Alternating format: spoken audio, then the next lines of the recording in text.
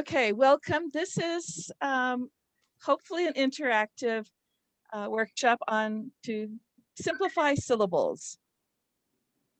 Simplify syllables. And I brought, it occurred to me to do this because I kept seeing so many questions come up.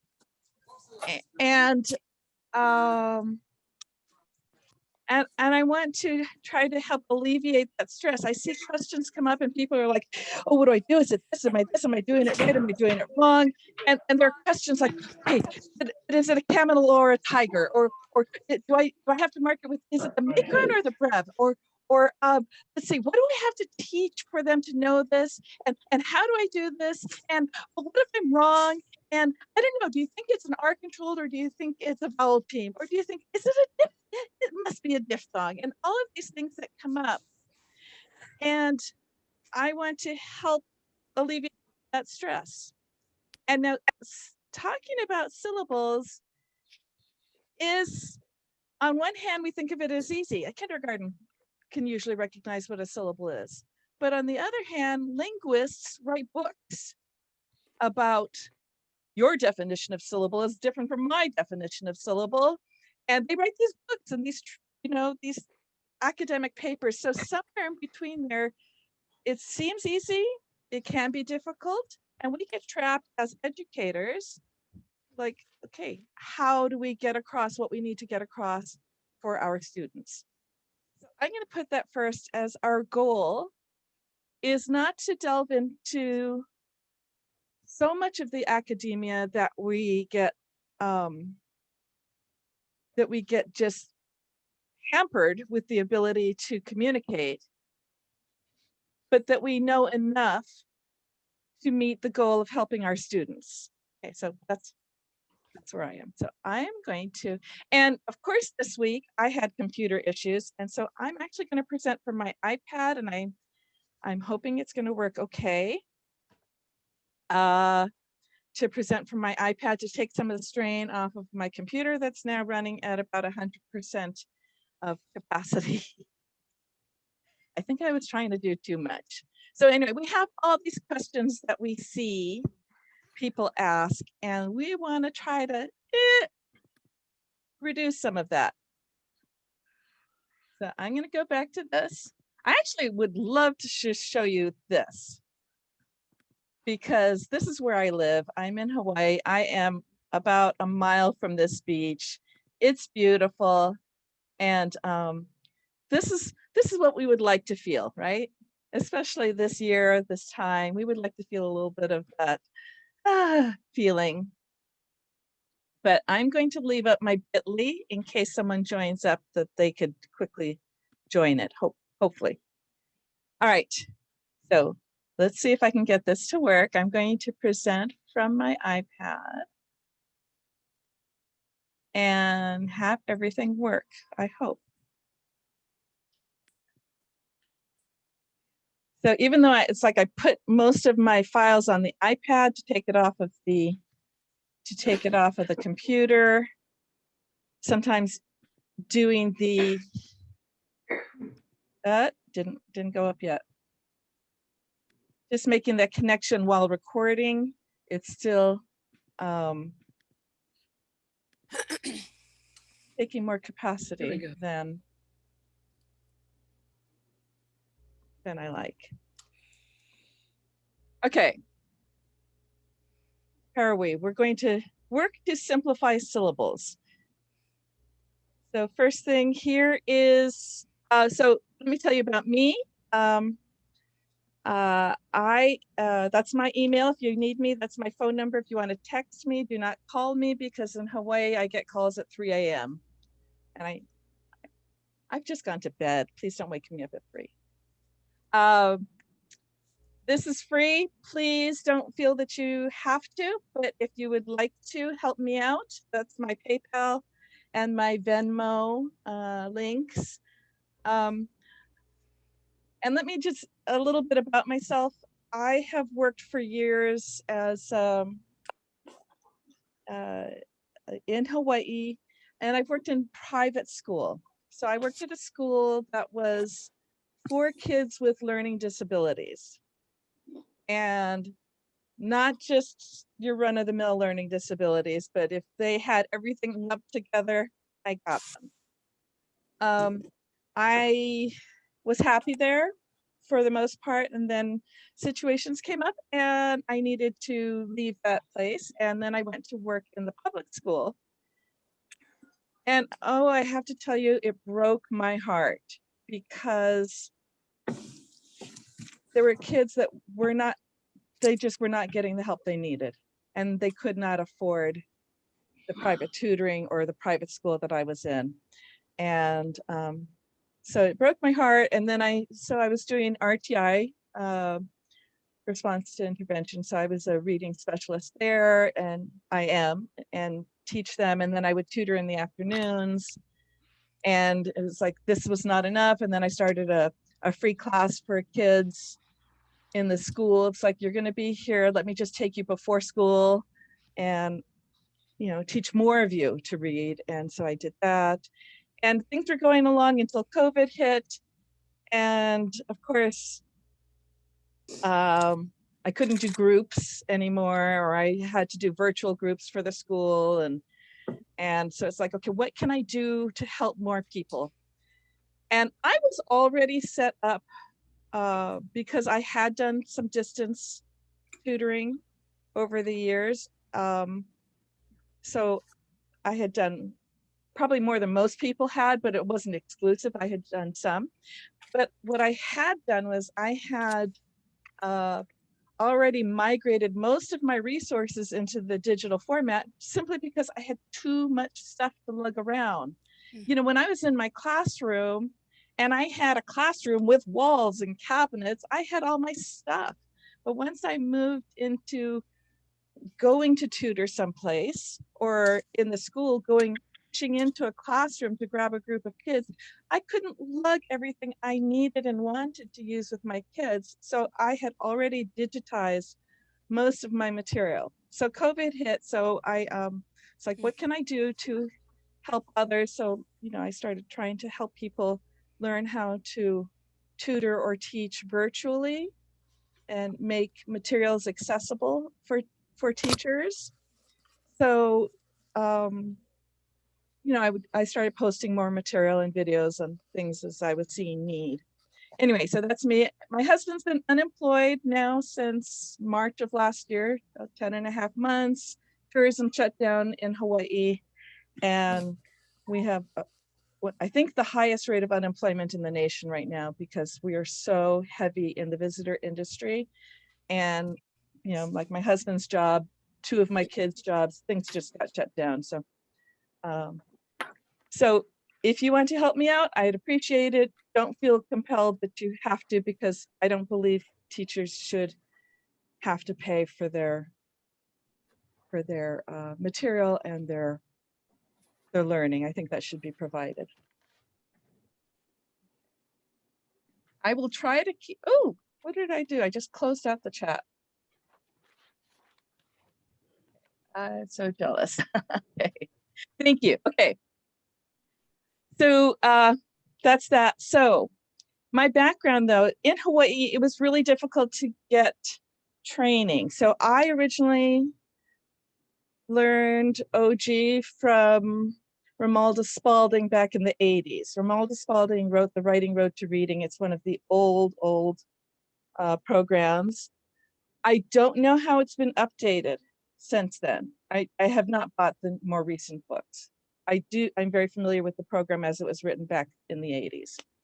And then from there, I learned Sanseri's Spell to Write and Read. And then what we would do here in Hawaii is, if someone went to go get training, we'd all gather around and say, okay, what did you learn? Take out your material, walk us through page by page, and we would read each other's material. So I've seen the training. I've not participated in it or been accredited in any of it, but I've seen the training for IMSC, for Wilson and Barton. Yes. Someone have a question? Oh, okay. Anyway, so I am not accredited in any of those. And then I didn't even get by any of the IDA or any of those accreditations, because I didn't need to. I was running a school. a program within a school.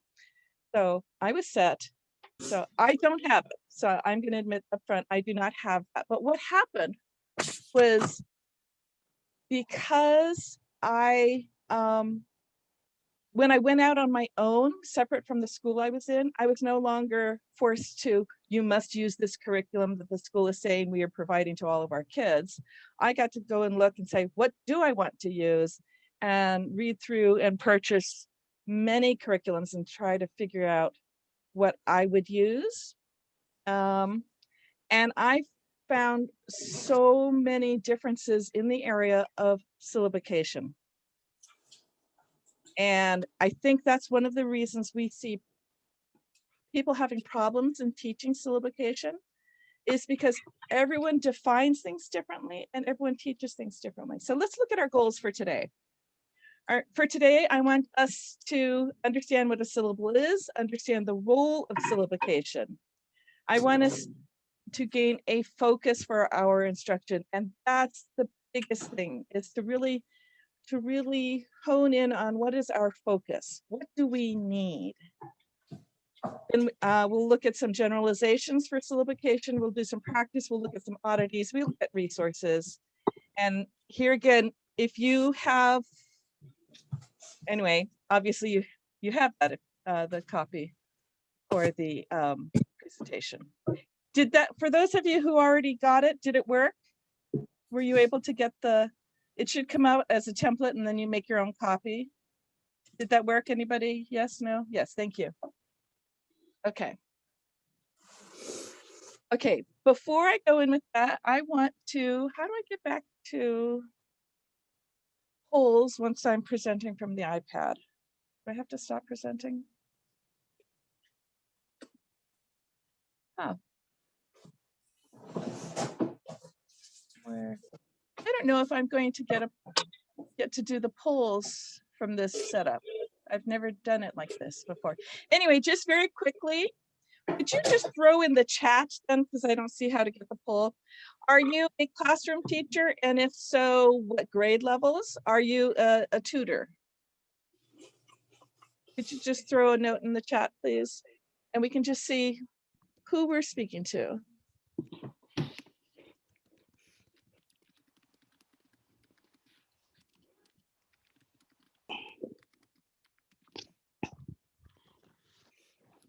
Okay, so most of you are tutors. We have some reading specialists and classroom. Okay. And I didn't see anyone at the high school level.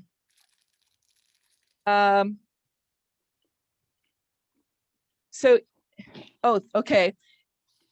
I will try to center my, okay. I have a when stuck in here to help me remember to talk about when. So as it comes up, but if I neglect to say when these various things can and might ought to be introduced, please unmute yourself and ask, okay? Because I do want to address it, okay? All right. So those are my goals for today. So I always say the goal drives the instruction. The why we do something drives how we do it.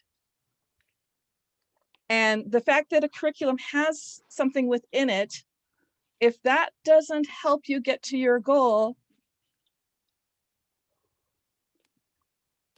maybe we don't need to do it that way, okay? So I know there are programs that are very specific. Fidelity to instruction is super important. You have to agree to do it just exactly the way they say. And if that's your situation, I understand, I've been there. If you have flexibility, I'm going to ask you to always go back to what is your goal. And for us, I'm going to assume the goal is to help kids to read. Now, that sounds very lofty, right? So reading involves meaning, but in order to get to meaning, we have to be able to decode, right? There is no comprehension strategy that offsets the lack of decoding, basically. So we have to make sure that a student can decode in order to get meaning. So eye on the goal, eye on the goal. Okay, so first caveat, when we talk about syllabication, spoken syllabication is often different from written syllabication. When we speak, and you can all try it, say a sentence to yourself. When we speak, the natural pause in human speech is after the vowel, regardless of whether it's a closed syllable. Human speech, we naturally pause after the vowel unless the next two consonants cannot fit together. So unblendable consonants, then we'll split after a consonant. But in speech, we will often pause after the vowel sound. So in speech, for instance, if a word ends with a vowel sound, if a word begins with a vowel sound and the word previous ended with a consonant, we will slide things together and after the vowels keep going. And people are taught that in singing, right? You're taught to put the last consonant in with the vowel, hold your vowel sound because that's the sound that you can sing, and then go on with the rest of the word, blah, blah, blah. So spoken syllabication is different. So when you look at dictionaries, if a dictionary is telling you how it is spoken, that might be different from a dictionary that tells you how it is written as a syllable. So I did this in a training once, and I said, okay, everyone, open up a dictionary. This when we had dictionaries. Okay, open up a dictionary and let's look up a few words. And by and large, if we had more than 3 dictionaries, we had at least 2 ways to syllabicate a single word. And it didn't matter what, once we had a word of 3 or 4 syllables. There are going to be differences. Okay, so if dictionary people can't decide and can't be 100% sure this is how we do it, this is set in stone, this is law, should our students be held to that? All right. So my first thing that really bothers me is when we get held up on, we're going to mark a student wrong because he syllabicated. So the goal, it's that whole, I know sometimes we're required to grade, but let's find something else to grade on. The real goal is, can the student identify those symbols, put it together to a word that's in their lexicon, in their vocabulary? If a student can look at that group of symbols and utter the word that it represents, a word that has meaning or a word that has meaning, whether or not they've marked it correctly is of less importance. Okay, so that's my first caveat, is spoken syllabication is different from written. Dictionaries don't always agree. We are not going to agree. Students are not going to agree. It's okay. And I'm old school, and I know people are trending to say we should never say that letters say these sounds. Letters don't say sounds. Well, I'm old school, and I will say that the letters say this. And I might use the term phonogram, phoneme, grapheme, letter. I'm not a hard and fast, only use the correct term, phoneme and grapheme, or, because I grew up in OG, I learned phonogram, and I know it's falling out of favor, but whatever. So I'm just going to let you know that if that offends your ears, please forgive me. And when people say, oh, we never should say that letters say this, I'd like, okay, do we tell a kid that the cat says meow? Well, does a cat really say meow? Or do we say the cat utters a noise, which we use the onomatopoeia meow to represent? No, we just say the cat says meow. So I'm going to say that the letter says blah, blah, blah. Okay, so I'm sorry if that offends you. Okay, why did we study syllabication in the past? And I'm going to try to speed through the nerdy stuff so we can get to the practical. But I believe it's important to get through the nerdy stuff because that's where we get a lot of our problems, is in understanding the technicalities. So I'm going to get through some really nerdy stuff. Okay. Anyway, why did we study syllabication in the past? So when I went to school, we had to study syllabication because we typewrote our papers or hand wrote our papers. And if we could not fit our word at the end of the line, we had to know where to syllabicate it to bring the rest of the word down to the next line. So that presumed you knew the word. And so then you wanted to split the syllables so that you could have this part on this line and this part on this line. We don't need this now. Okay, we don't need that now. It happens for us. So there's still material from that era that is around today. And it'll say things like, if the vowel has a long sound, split after the vowel. Well, okay, that might work for back then. But if our goal, remember eye on the goal, if our goal is to get the student to recognize the word and to be able to pronounce the word, how do they know if it has a long sound or a short sound? They don't know that until they know the word. So that type of material is not helpful to us now. So those reference materials were helpful, and you may still have some of those books that have, you know, syllabication of 10,000 words, whatever it is, or 100,000 words. And if you have that, fine, but that doesn't necessarily help a student decode a word. So we want to get to decoding the word, right? So why do we syllabicate? Why should we study this now?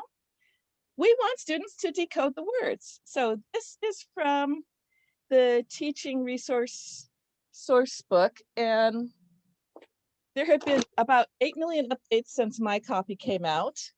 So I do not know if they've changed the wording because I don't own a newer copy.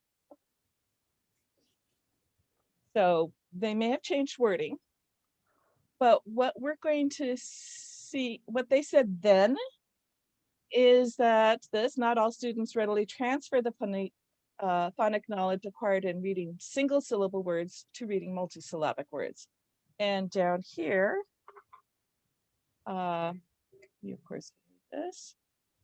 Here, fluent reading therefore depends on the ability to quickly analyze and recognize multisyllabic words. Okay, so fluent reading requires it. So that's why we need to study it. On the second paragraph, it says in here, to tackle these longer, more difficult words, students need to break them down into smaller parts, syllables, affixes, and base words. Okay. Patterns, morphological relationships are the, where are my glasses? Are the keys to unlocking pronunciation, spelling, and meaning. All students should be issued these master keys. Okay. All students should be issued these master keys. All students need instruction in multisyllabic words, how to decode them and how to get meaning from them. Okay. Not all students get it. So why do we teach about syllables? This is from Reading Rockets. I love Reading Rockets. They put out a lot of great material. Dividing the words into parts or chunks helps speed the process of decoding. Knowing the rules can allows the students to read more accurately and fluently, and it helps them learn to spell. Okay, so be cautious of resources that use circular reasoning. And that's like what I was talking about. So this is a current resource. It's still on, it is on the market. And it says, why are syllables important? And it says syllables are important so that you can learn to pronounce the words. Okay? But how do you divide them? How do you do this? And it goes into, if the vowel is long, split after the vowel. If the vowel is short, split after the consonant. Oh, wait. How can syllabication help you to pronounce the word if you have to know how to pronounce the word to syllabicate. We've got the circular reasoning going on. So material that has this, please be aware that the logic is not helpful for us to instruct students. Okay, so in Dr. Carol Tolman and her hourglass, where she goes from phonological awareness, being aware of the sounds, down to the alphabetic principle of connecting letters and sounds, down to orthography, being able to decode words to get meaning from them. Syllables appear twice. They appear in the awareness. The awareness of syllables is essential for segmentation and spelling. And then they appear down here in orthography. In order to decode to get meaning from a printed page, you have to be able to break words into syllables. So awareness to use, okay? So we have to look at it twice. So if it appears twice, if it's this crucial, the big question is, what is a syllable? Whenever I go to define anything, I always go to etymology and look at where did the word come to us, from where did it come, and it is Anglo-French, and it means to that which is held together, okay? And in your copy, all of these are links so you can go to the page, okay? So the word itself, syllable, has to do with holding things together, okay? So if you just type into Google, what is a syllable, the very first reference that comes up is this one on the top. A syllable is a single unbroken sound of a spoken or written word. Syllables usually contain a vowel and accompanying consonants. Okay, so this is the first one that comes up. Is that clear as mud? A syllable is a single unbroken sound of a spoken word. So if I go when I'm saying sit, is that a syllable? It is a single unbroken sound. Is it a syllable? And then it says, well, syllables usually contain a vowel. Okay, so I'm not quite sure here, where I'm going with this from that first reference. Collins Dictionary, a syllable is a part of word that contains a single vowel sound. Well, that sounds clear, but is that accurate? So sometimes we get things too esoteric, and sometimes we get them too specific. Neither one is really very helpful, because there are exceptions. And we know, dealing with our students, the more times we say, oh, that's an exception, oh, that's a little weird thing, the more times our kids hear their Charlie Brown teacher, wah, wah, wah, wah, right? And then they tune us out. So Merriam-Webster says, a unit of spoken language that is next bigger than a speech sound and consists of one or more vowel sounds alone, or of a syllabic consonant alone, or of either with one or more consonant sounds preceding or following. Okay, so we've got this bigger definition, and it sounds like we're getting closer, but I still don't know what it all means. A unit of spoken language that is bigger than a speech sound. So if I say st, is that a syllable? It's bigger than a single speech sound. And consists. Do you see the difference here? And consists of one or more vowel sounds. Wait, so I can have more than one vowel sound. So so if I have radio, if I have do, oh wait, I have one or more vowel sounds. I have two vowel sounds. Now I'm confused again. This definition isn't quite helping me yet. All about reading. All about reading. Lovely. They're OG based, and a lot of people use them.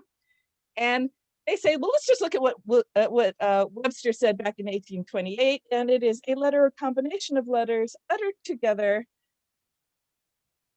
or at a single effort or impulse of the voice. So he's getting closer. He's got the impulse of the voice. Webster of 1828. So it has to do with an impulse of the voice. We're getting closer. So again, from my teaching reading source book, a syllable is a unit of pronunciation. Okay, well, so is a letter. Does it say a syllable is a unit of pronunciation that contains one vowel sound? It just says it is a unit of pronunciation. Each syllable contains only one vowel sound. So we're having to connect units of pronunciation vowels. Okay. IMSE, and I love IMSE people, but I think their definition is somewhat circular. A syllable is a unit of linguistic structure that consists of a syllabic element, usually a vowel. What's a syllabic element? Which creates a syllable.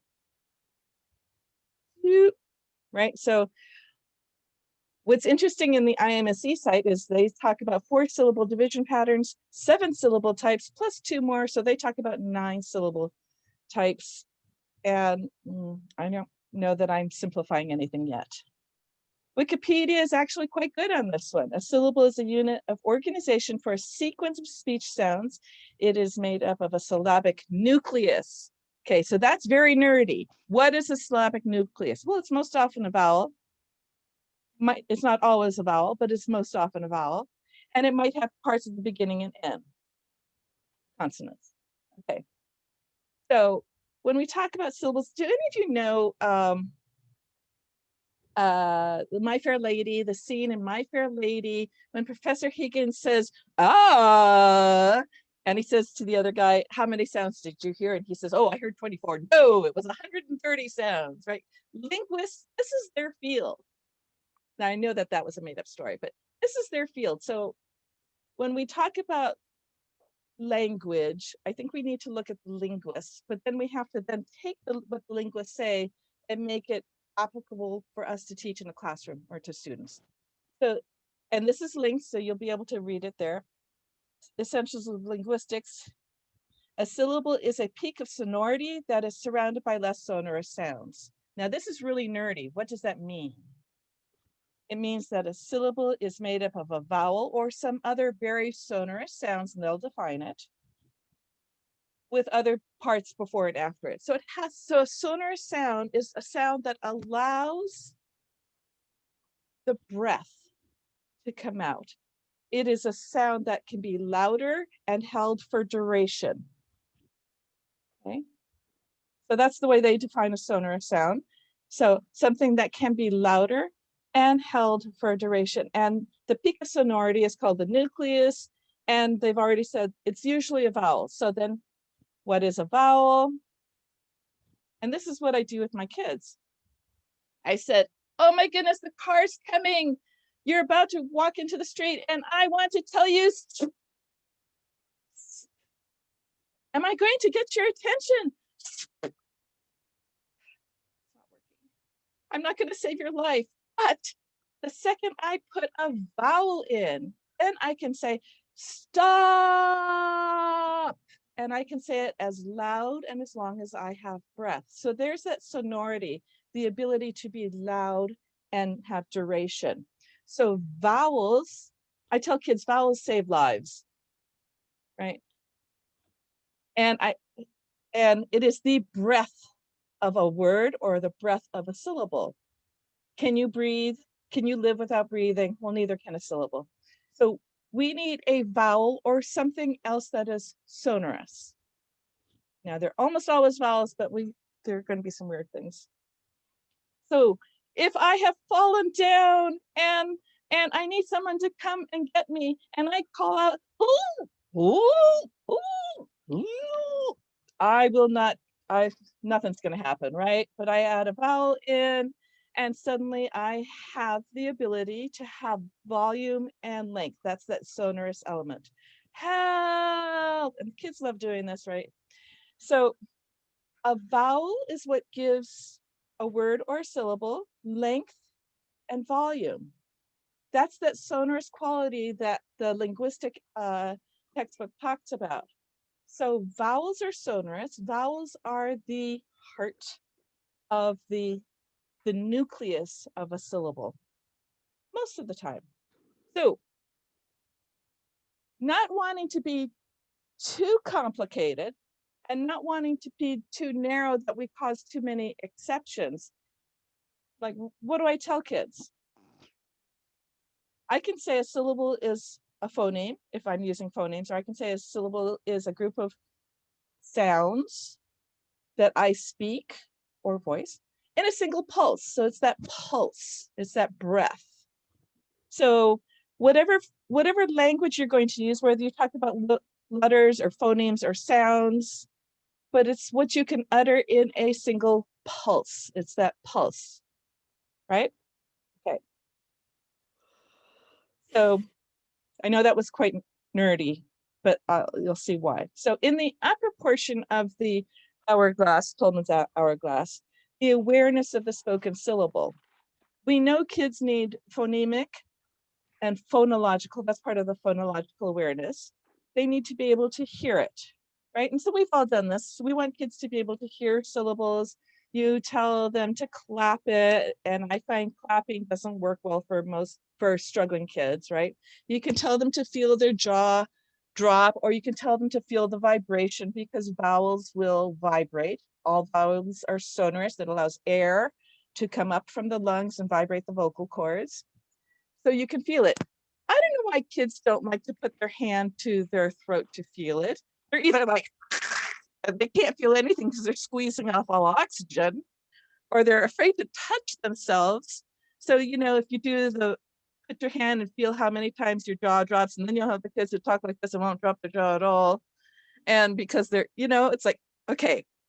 So what I have found that has helped everyone that I know of is to say, let's hum it. And we practice humming sentences and we hum words. And if you're humming it, you will feel the vibration. And it avoids them not wanting to touch to feel it. Or when they do cat, table, and you do the clapping thing, and that doesn't mean much to a lot of our struggling kids.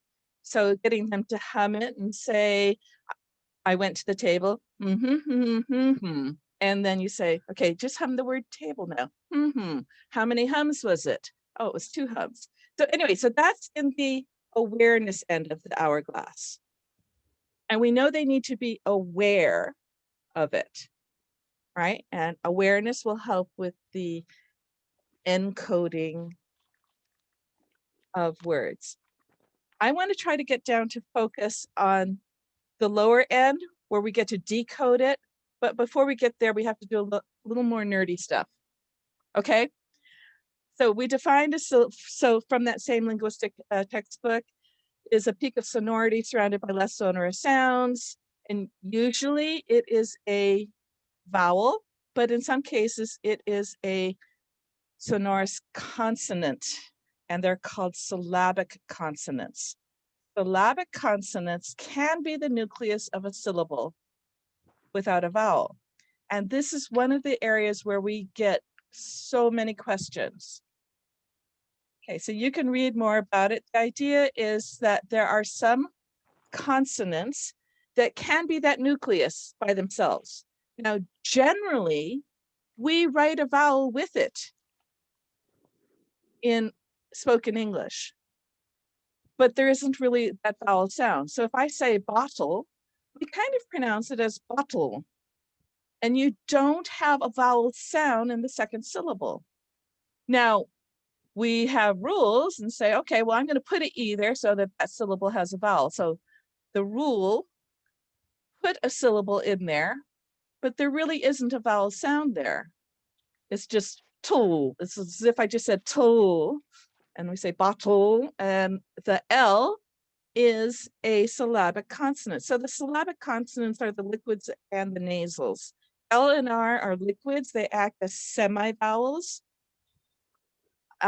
Like L, I can pronounce an L for as long as I have breath because it is allowing air to come out from the side of your mouth. Same with an R, because it is allowing airflow. It's not obstructing or stopping the airflow as other articulators like a P or a D or a B, right, where your lips are actually closed. Because it allows airflow, it can be syllabic. Now, bottle doesn't cause us a problem, right? Because we tell kids, okay, it has a vowel. Now, I want you to say rhythm. Rhythm. Do you hear? I have I have rhythm. It actually has two hums. It actually has two syllables, but there's no vowel sound in there because the M is sonorous. It is a syllabic consonant, right? The M and N, it's because it allows airflow to come out through your nose. It's a nasal, so the airflow is coming out. So you still have that sonorous quality to it. Now we say, I don't know what we say. People have said different things on this one. And prism, communism, all of those isms, the M is syllabic. Human, in that one, the A, the N is syllabic, but we chose to write it with an A there because of the etymology, right? Morphology, a human comes from a man. So because the etymology of the word, where it came to us, it had a vowel in there. So the fact that we say it without the vowel sound, the N is syllabic, but it is written with an A there. No one says human, right? Father, the R is syllabic. We don't really have a sound. And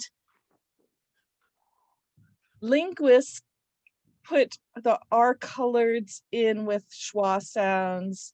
They combined that together. And most of the words where R is syllabic, we have a vowel with it. So most of them have a vowel with it and don't cause an issue. So what are we supposed to do? Well, here, let's try a couple of these. Say manager. Look at the syllable man. Is it syllabic or non? Manager. Did you have a vowel with it? But human, which one is the M syllabic and which one has the vowel, truly a vowel sound? So in manager, I have a vowel sound with it, but in human, I don't really have a vowel sound. The N is being syllabic at that point. Say rhythm, patriotism, anthem. In anthem, there's an E there. I have solved the problem and stuck an E in there. But those other words, rhythm and patriotism, there is no vowel in with that syllabic consonant. Okay, one's written with a vowel, two are not. Okay, look at flower and flower. They are absolutely pronounced the same. Flower, the first one that grows, we have the diphthong ow, we have an R there, and we say flower. The one that grows, we have the diphthong OW, and we have the ER, and we have two syllables. We see two vowels, flower. But flour that I grind up to bake with, I have the diphthong out, and I just have an R. They're pronounced the same. They both technically have two syllables. What are we going to do? Isn't this confusing? Okay. So it is confusing. So if it's confusing for us, and linguists argue about these things and they write books about how to do these things, what about our poor kids? Right. So for reading, if we want our kids to read these words, it's generally not a problem. If you look at FLOUR, and the kids know that OU says ow and the R can say r, they're going to put it together and say flower. Just because sliding from the ow to the r, they're going to get the word flower. And if they know that FLOW says ow and the ER says and they slide it together and they get flower, it's not a problem. Reading is not the problem. It's confusing to us if we ask them how many syllables is it, how do you divide the syllables? But it is not an issue for reading. For spelling, okay, we have a lot of issues for spelling, but I love the new research that's coming out with orthographic mapping that says so long as you can connect a sound to a symbol in the word in the sequence, sound symbol sequence, you can put that word in your long-term memory. And now many of our kids will take 8 million repetitions to learn the spelling, if they ever learn the spelling. Some will not, but they will learn to read it. So spelling's an issue because that will rely on memory, and there is a cap on memory for a lot of our students. Okay, so what do we do? It's like, ooh, this is confusing. How am I going to do it? What am I going to do? How do I teach it? I'm confused. So I just learned about syllabic consonants. What am I going to do? Keep your eye on the goal. That's what I'm always saying. Keep your eye on the goal. Can we get the student to read the word? If we can get the students to read the word, yes, biggest goal, because most of our students that we see as tutors, they're kids that are, 2-3 years behind where they should be. We need to get them to read it. Now the spelling, we'd love for them to spell better, but still my primary goal is to help them to unlock the door to literature, to let them read, to unlock that door to meaning, right? So keep your eye on the goal. If you can get them to read a word, great. If there's issues like, oh my goodness, how do I teach a syllabic consonant? Don't. Just say, you know what? You read the word. Good job. That's my view.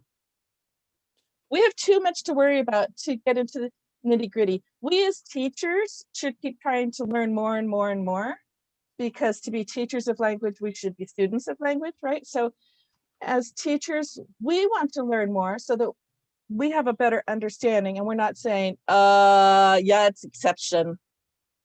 That what, right? So,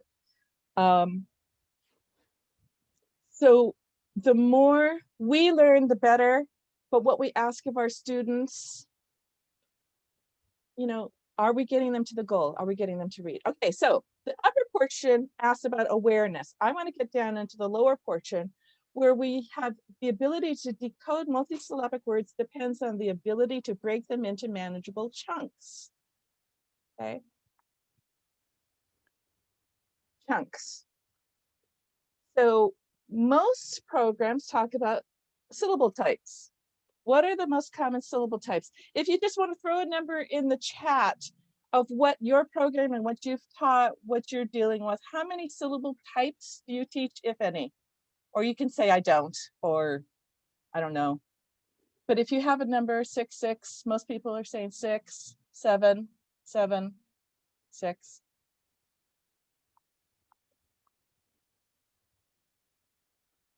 Okay, most programs teach 6 or 7. The IMSE say they add on schwa and final suffixes to make it 9. I have seen programs that teach 9. Most programs like letters and many of the programs will say 6. I do, so here. So most will teach the 6, closed, consonant LE, open, vowel team, the magic E or signal E, and R control. That's, if you're teaching 6, this is generally what people do. Those who teach 7 add on diphthongs, okay, as a 7th syllable type. I put in the UFly here. So this is linked to their website. They teach about 6 and they have material there. UFly is great. They have so much material that they've made available to people. I just think they do an amazing job. Okay. So the difference between the 6 and the 7 is diphthongs. I have a problem with this. According to Wikipedia, and I put the Wikipedia in here because it's actually quite a good definition. And this here at the bottom is a link to another good explanation of and examples of diphthongs. A diphthong literally means a double sound. It's known as a gliding vowel, and it's a combination of 2 adjacent vowel sounds within the same syllable. 2 adjacent vowel sounds within the same syllable. So, and then it talks about the tongue moving from one to another. Okay, so the problem is that we as educators use a different meaning for diphthong as from the linguists. The linguists will call all the long vowel sounds diphthongs, except I believe E. They can say E is generally a pure vowel sound. But A, if you say A, especially if you say it in the South, but A, even if you're saying it wherever, A, it starts out as A, and your mouth, you can see in the mirror, A, your mouth moves during the formation of the sound A. It moves. So technically A, O has movement. U definitely has movement. I, do you see the movement? I. Technically, all the long vowel sounds are diphthongs. So if we're going to use the term, I feel like we shouldn't use the term incorrectly. Let me just say it that way. And if the people who study language, that's their job, they study language. If they say long vowels are diphthongs, who are we to say, oh, well, I'm going to call long vowels, and I'm going to call those other ones diphthongs. We're not the experts. They are. So, and I'm going to ask you a question. Did I put it up? When you teach the sounds of OW, for example, you can say, oh, I've got a long vowel sound, O. So I'm going to mark this as a vowel team. And then I have ow sound. Oh, that's a diphthong. If a student is coming to the word snow, how do they know to, or a word, a multisyllabic word with, you know, the OW, how do they know whether it's a long vowel or a diphthong until they know the word? So they've already connected it to pronunciation. They've already met the goal by that point. If they've already met the goal, we've gone too far. I mean, okay, so this is my soapbox, is that I feel like sometimes we ask kids to do more than they need to, because if they're behind, we want to get them up to snuff as fast as we can.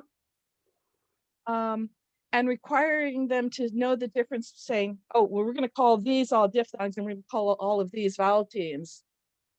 I think we've put more cognitive load and requirement on them than what was necessary to meet the goal of reading the word. So that's my opinion. And plus, if you walk out on the street and ask 100 adults, what's a diphthong? How many of them would actually know what it is? So if most adults who read and are literate can't tell you what a diphthong is, why would we make our kids classify syllables as diphthongs or vowel teams? So that's my opinion. Let's try it. What is the syllable type? For those of you who've been teaching, what would you say? Go ahead and unmute yourself or put it in chat or say something. Silent E. Okay, silent E, right? R How about, control. most people would say silent E. How about this one? R control. Vowel team. Oh, I heard R controlled and vowel team. Vowel team. Yeah. Oh, because the EA is saying, hey, it's a vowel team. Wait. I read the word. It sounded just exactly like the other word, but we have two different types. Okay, I get it. They look different. I get it. They look different. But now let's look at this one.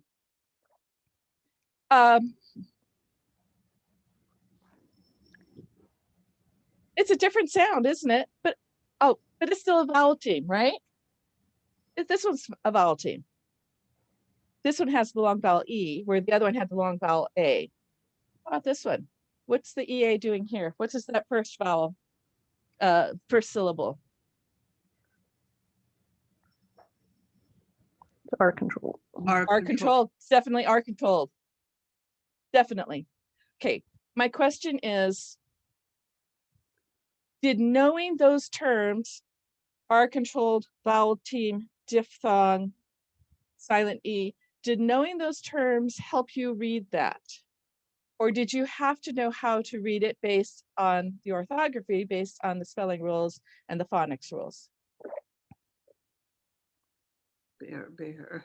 Okay, so really, I don't think it matters what you call the syllable type.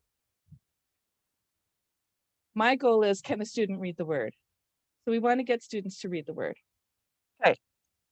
Remember the goal. Once you know the word, once you can, that 4-part processing model, once you can connect the letters to the sound, to the meaning, connecting it to a meaning, you've met the goal. That's our goal. So this is my suggestion. We don't necessarily have to ask kids to identify the syllable type. We do have to ask them to read the word. Okay, so I'm going to just throw another thing in here. Be cautious of definitions because various programs will use various definitions. Letters says an open syllable is a syllable ending with a long vowel sound that is spelled with a single vowel letter. Okay. All about reading. These are long vowel syllables that end with a vowel. Okay. Reading rockets. It's a syllable is open. It will end with a long vowel sound spelled with one letter. So we're connecting it to a long vowel sound.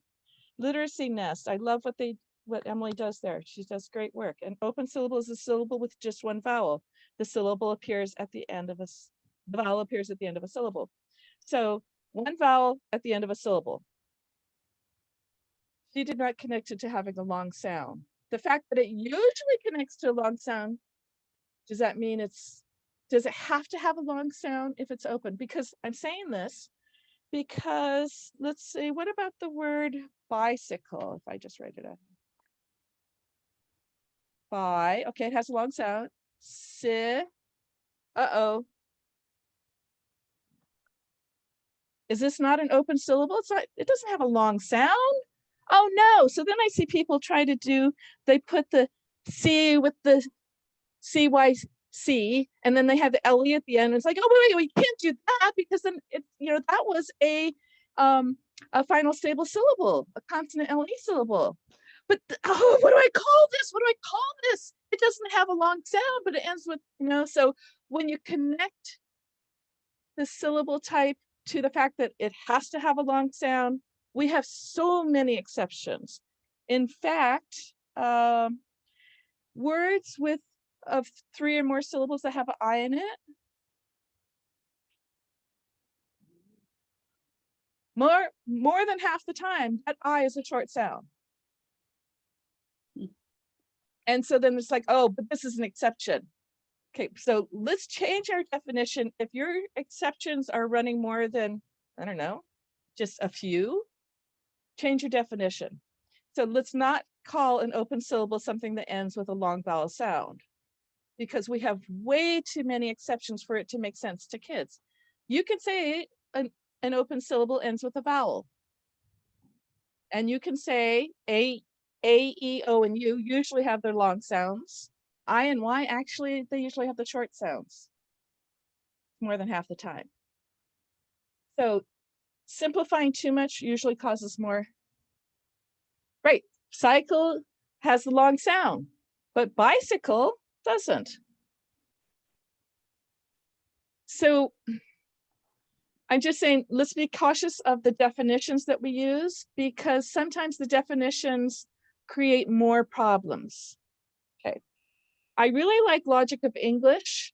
They say right here that they don't teach this one. They teach all of the E's together. And they say, we have silent E syllables. Some of them are the magic E or whatever people call it. Some of them are there to soften the C and G. Some of the silent E syllables are because of V or U, right? That can't be at the end.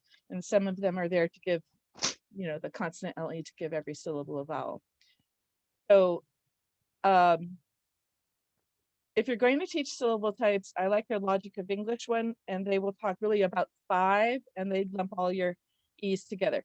But if you've got material and it talks about 6 or it talks about 7 and you're using your material, I'm just going to say that beware of the definition and always keep your eye on the goal. Because if you can get a student to read the word, how they label it or how they mark it is not all that important. You've met the goal. Okay. So my question is, does counting the syllables help you to decode a word? Counting the syllables. Well, yeah. At the beginning, it's about awareness. So if you can count 3 syllables, you're more aware of the word. So whatever you focus on, you will learn. So yes, but counting syllables as a scaffolding to help you be more focused on the word. Scaffolding can be removed when you're able to. But you know, that's okay. Does labeling the syllable help you decode the word? And that depends on the syllable type. And the question I ask is, did you label them when you taught them as single syllable words? Did you say, you have to know that this is R controlled before they read the word car? Or did you teach them that AR says R and it's R, car? Did they have to know the term R controlled in order to read it? If they don't have to know the term to read the single syllable words, do they have to label it as such in order to read the multisyllabic words? So let's look at the syllable types. Closed. Yeah, you probably taught them, just as you did with single syllables, you probably taught them the syllable ends with a consonant, use the short sound, right? So you taught them the use of it as a single syllable word in order to read that word. And it's the same single syllable or multisyllabic word. Open. You taught that concept when you taught single syllables. That if the syllable ends with a vowel, well, I say the A, E, O, and U, we'll say the long sounds, or we'll say their names or whatever. And the I and Y usually say if, but they may say I. But anyway, so you taught the concept of open and close as single syllables. Did you teach the concept of R controlled when you taught them single syllable words? No. No. Did you teach the concept of vowel team when you taught single syllable words? No. You taught them, here's the sound it represents, put it together in the word, you read the word. So you focused on the sound, right? Phoneme graphing mapping. You didn't have to say, you need to know that this is a vowel team type of syllable in order for them to read that word. Silent E. You taught them the concept, right? The E can change the sound of the vowel. Final stable syllable. Yeah, that only exists in multisyllabic words, and it makes a difference because if I have the PLE in people has a different sound than the PLE as in completion, right? Because one's an open syllable and one is a final stable. So that one you have to teach explicitly when you go into multisyllabic words because they don't exist in single syllable words. Okay, so what are the prerequisites as we go into multisyllabic words? What do we need to have? Excuse me. I want to go out, little dog. Okay, first prerequisite. Does the student have the working memory to hold 3 or more items? Now, I have worked with kids with really, really, really poor working memory, and it takes so much support. I can get them to do it very, very slowly, but in order to open a book and read a book, it's just like, oh my goodness, right? So we need to have some level of working memory to read multisyllabic words. Does the student know which graphemes represent vowel phonemes? Do they know their vowels? You have to know your vowels if you're going to teach multisyllabic words. But you also had to know the vowel sounds in single syllable words, but you have to know which are vowels when you get to multisyllabic words, because you have to know if a syllable ends with a vowel, try the sound. So you need to know that.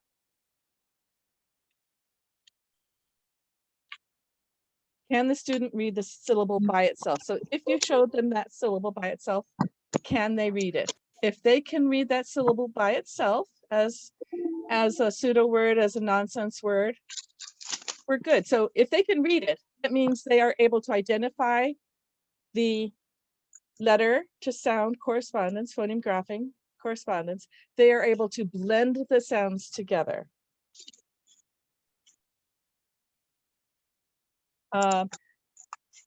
So And I like to really stress continuous blending because I know IMSE and some of them have you blend sound by sound. And so that'll be, you know, b, at, bat, and k, at, cat. We can't do that when you're going to multisyllabic words. In fact, I don't think it should ever be taught that way. And there's more research coming out that shows the efficacy of continuous blending or continuous phonation, whatever they're calling it nowadays. So that you want to start at the beginning and read all the way through, connecting the sounds as you go, because most of our kids don't have the working memory to say, you know, pick a word. What did I have here? If I have background, they can't say b, a, k, g, r, ow, o, oo, which sound is it? D, and connect it to a meaning, right? So we want them to be able to read back, ground. So continuous blending, I believe, is necessary when we, by the time we get to multisyllabic words. Okay. That took a little longer than I thought. That was the nerdy stuff. That was the most of the nerdy stuff. Oh, wait. Oh, I forgot. There was more on this. So for instance, this one, can they read the syllable? Right? Clo, open, you know, knowing that the syllable ends with a vowel, the vowel says the long sound generally. Clo. Oh, ver. I don't have to label it as an R control to know that ER says ver, clover, leaf. It's a vowel team. Or is it a diphthong? No, that one's really a vowel team, right? But I don't have to label each piece. If I can read each piece, I'm going to be able to read it in a multisyllabic word. Okay. So, I'm gonna just stop share for a second.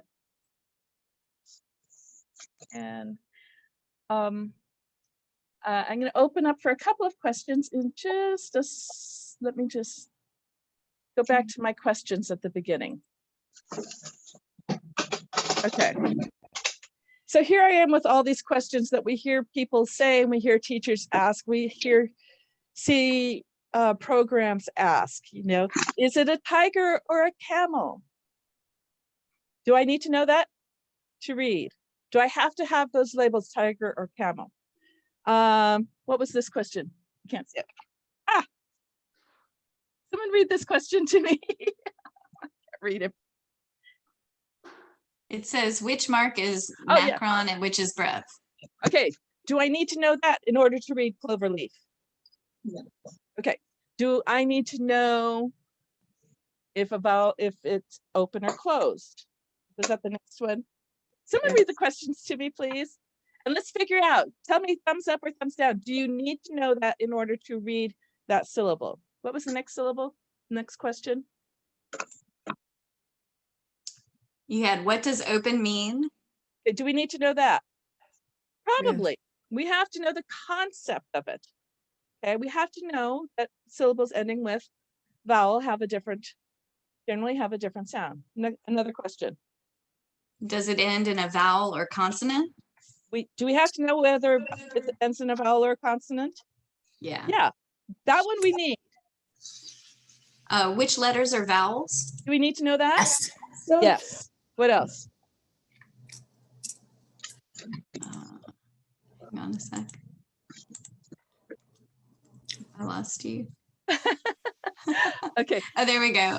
Do I use the long or short sound? Do we need to know that? Yeah. We're gonna Yes. have to.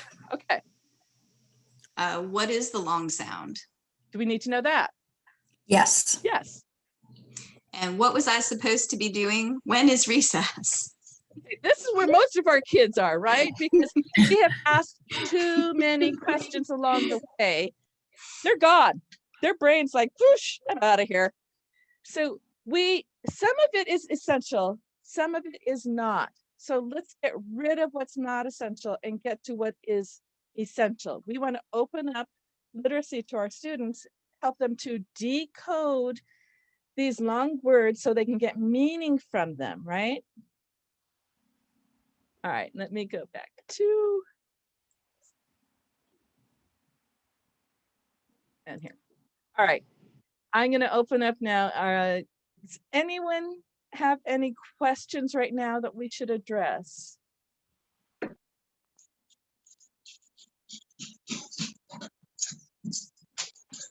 Sorry, I see accenting rules. We'll talk about accenting rules with longer words, pronunciation. Sorry, can I give an example between the two? At which point was that? I'm sorry. Or does anyone have any other questions that we should address now about the nerdy stuff? No. Okay, so a lot of the questions that we see come up, people ask, teachers ask, is how do I label it? How do I mark it? And I'm going to go back to, You need to. you know, what's the focus? What's the focus? Is our student able to read it? Okay, and let's just end there. Okay, so whatever helps us get to that focus, the goal is good. Whatever just is another question that the kids have to deal with that interferes with the goal, we can probably do without. And I know there are times when we have to teach the curriculum. It's just as teachers, we can say, I'm going to choose to not grade that part, not put emphasis on the labeling, how you labeled it. And whether you called leaf a vowel team or whether you called snow a diphthong or a vowel team, you know, it's going to be, can you read it? Or whether, I mean, like early, that EAR is definitely an R controlled, but bear, it's definitely a vowel team. You know, it's like, okay, you know, anyway, so are we okay? Any other questions on that part?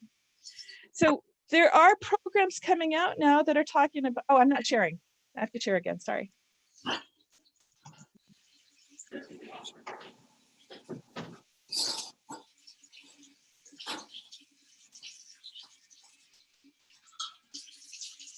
See if it works.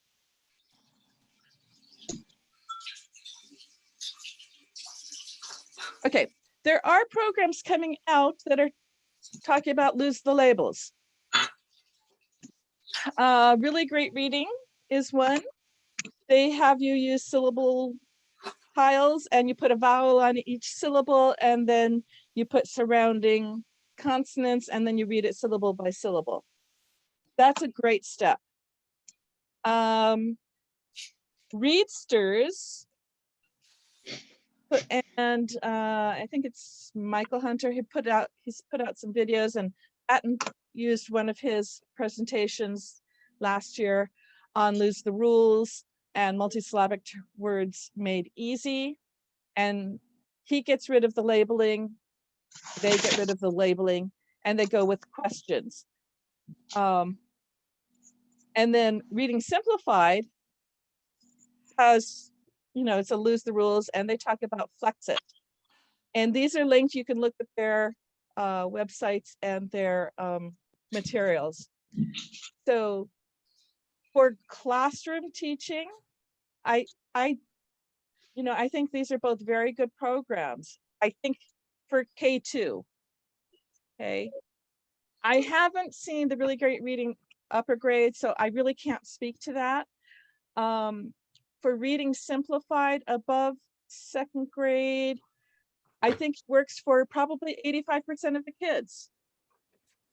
You know, they'll start at the beginning of the word, work their way through, try different sounds. Okay, that sound didn't work, try another sound. I think that works for a lot of kids. And I think, you know, it's an excellent program. The Readsters, his way of losing the rules and the questions are good, but I think it is a little too simplistic that you still have too many exceptions, particularly as you come to suffixes. Okay, where'd my chat go? I lost my chat.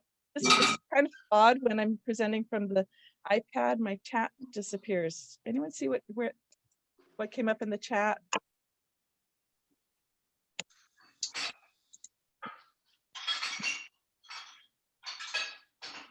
I do Alt-H. Let me see it. Someone is wanting to know about the difference between continuous blending and the other type of blending. Okay, so continuous blending, a lot of the OG programs, IMSE is probably the largest, they teach sound by sound blending. So if you come to the word black, you would say b, you know, looking at the letters, b, l, a, k, black, and you say each sound, and then you put it together, black. So that's sound by sound blending. Continuous blending says you start at the beginning and you work your way through adding the sounds on. So you'd say black, black. And I've done videos on a video on continuous blending where I'll show how I could uncover parts of the word. So I'm not even going to show you that part of the word until you have these two together, or these three together, or these, you know. So getting your brain to put sounds together from the beginning. So we don't say b, l, a, k. We start here and we join the sounds together right all at one time. Black. And so your brain unitizes those sounds into one piece. Okay, so it is an aid to working memory, and it is and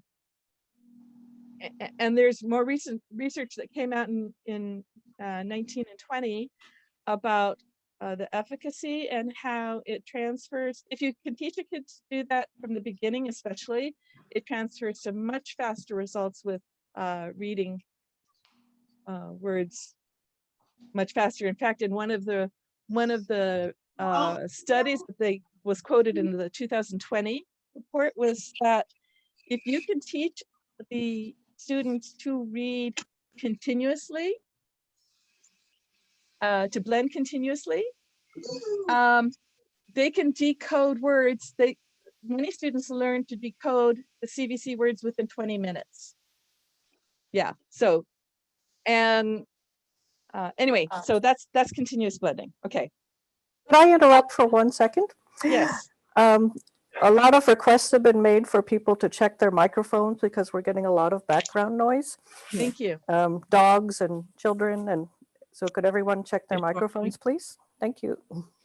So please definitely unmute yourself to ask a question. But so anyway, these programs are losing the labels completely and teaching you to syllabicate, the process of cutting the words into the chunks. So without labeling. I think once you get to third grade, and I cannot speak to really great reading because I have not seen any of their upper grade materials at all.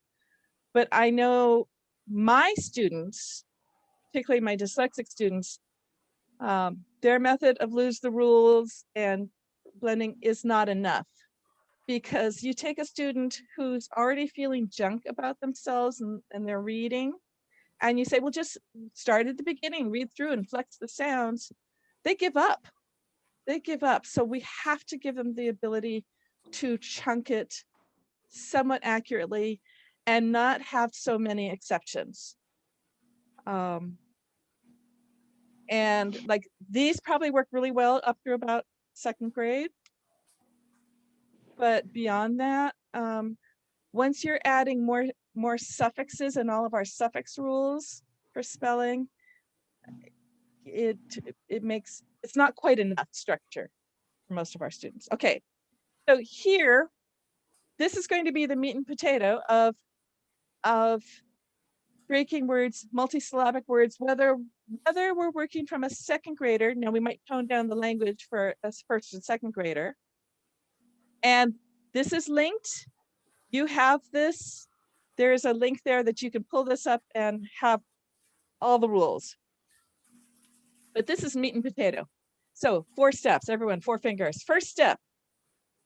For my older kids, I say morphology. For my, my second graders, first, second graders, I'll say look for compound words and prefixes or suffixes. Because even in first grade, they're adding the inflectional endings, right? The ing, the ed, the es and s, right? So if they're already being expected to have that in their material, that they're reading it and spelling it, we might as well address it. So first step, look for prefixes or suffixes. Look for compound words. So older kids, I might say prefixes, suffixes, morphology. You know, any affixes that you might be familiar with. And we will notice them, okay? And then there's, you know, for the little kids, we'll split between compound words. And we might mark the affixes. We'll go through this. We're going to practice this. But step one, morphology or compound words and affixes, however you want to address it with your kids. You know what to work with your kids. We want to identify that going in, because you see, I mean, you guys all see that little kids who can't read the word faces because they're looking at facas, right? And they'll do things like,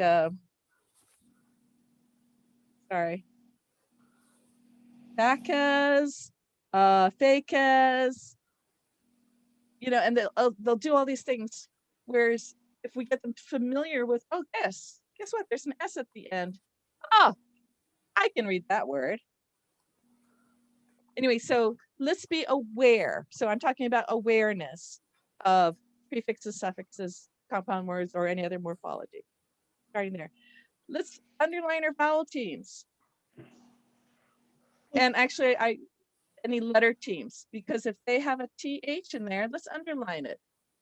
Just to help our brain recognize that it is working together to make a single sound. So anything that works together to make a single sound, let's link them up. And when I say underline it, I'm talking about the initial steps of scaffolding to help us get through the word. And eventually we remove the scaffolding. We don't underline it. They're going to just start to see it. Once we've gone through the process, have they looked for prefixes or any affixes? You know, have they looked for any letter teams that work together to make a new sound? Phonograms, whatever you want to call them, multi-letter phonograms. Okay, and then some watch out for R controls in front of vowels. I have a list here. R controls are weird. And we know that ARR is actually another phonogram for ARR as in carry, right? It's not carry, it's carry. So ARR. So knowing your multi-letter phonograms, being aware of those things. And then there are some weird exceptions or weird things that happen with R controls in front of vowels. There's a list I have there that you can look at. But underline your letter teams. Okay, and then have you taught the TI, CI, and SI? And I always say the TI, CI, and SI are only sh if it's followed by a vowel. Because active here, the TI is just a t and an I. But action, do you see that the vowel is right after it? Because I can't say action, I can't put a sh and a v next to each other. So the TI is only that letter team, that multi-letter phonogram, if it's followed by a vowel. Okay, so step one, prefixes, suffixes, compound words, affixes, whatever you want to call it. Step two, notice your letter teams, any letters that work together to make a new sound. Step three, mark your vowel sounds. You have to know what your vowel sounds. Each vowel sound will be in its own syllable. R controlled teams have both a consonant and a vowel, but the qu and the sh, the Latin ones, the TI, CI, SI, those are only consonants. And qu, that's a consonant cluster, right? It's not a vowel. The U is not a vowel. And E's at the end of the word or in front of a suffix are silent. So those don't count as a vowel sound. And we're going to practice through these. But just so that we hear what the four steps are. So 4 steps: prefixes, suffixes, affixes, whatever you want to call it, compound words. Step 2, letter teams. And there's a reason we do it in this order, and I'll show you. Step 3, mark your vowel sounds. And step 4, we're going to split it so that each vowel sound will be in its own syllable. Okay, and then we separate it by, you know, the rules about if there's 2 consonants, you split between the consonants. We'll get to that. So let's look at a couple of words here. Okay. I thought I had practice words put here for me to write on. I think that's because I was going to go to, okay, here we go.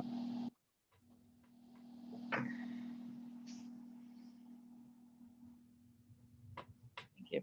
All right, so let's look at that. Step 1, awareness of your affixes. So my first word up here, I have to be somewhat familiar with suffixes. And I see an EST. That's a suffix, right? It's an affix. So I'm going to look at that. Step 2, are there any letters that work together to make a new sound? Now you see, if I wasn't aware that this is a suffix, I might say, oh, look, here's an IE. But by being aware that the suffix, being aware of the suffix first, I'm not trying to link the I and E together like pie or P, you know, piece of pie. So I notice those suffixes first before I notice my letter teams. Prevent that issue. Okay. So I don't have any multi-letter phonograms. Where'd you get the line paper? Okay. I'm in Notability right now, but I've done this in, I do this in my Jamboard. It's just I've had Notability for a million years on my iPad, and I just use the background. A line paper as a background so I can write on it. Okay. But I also do this in Jamboard and wherever else.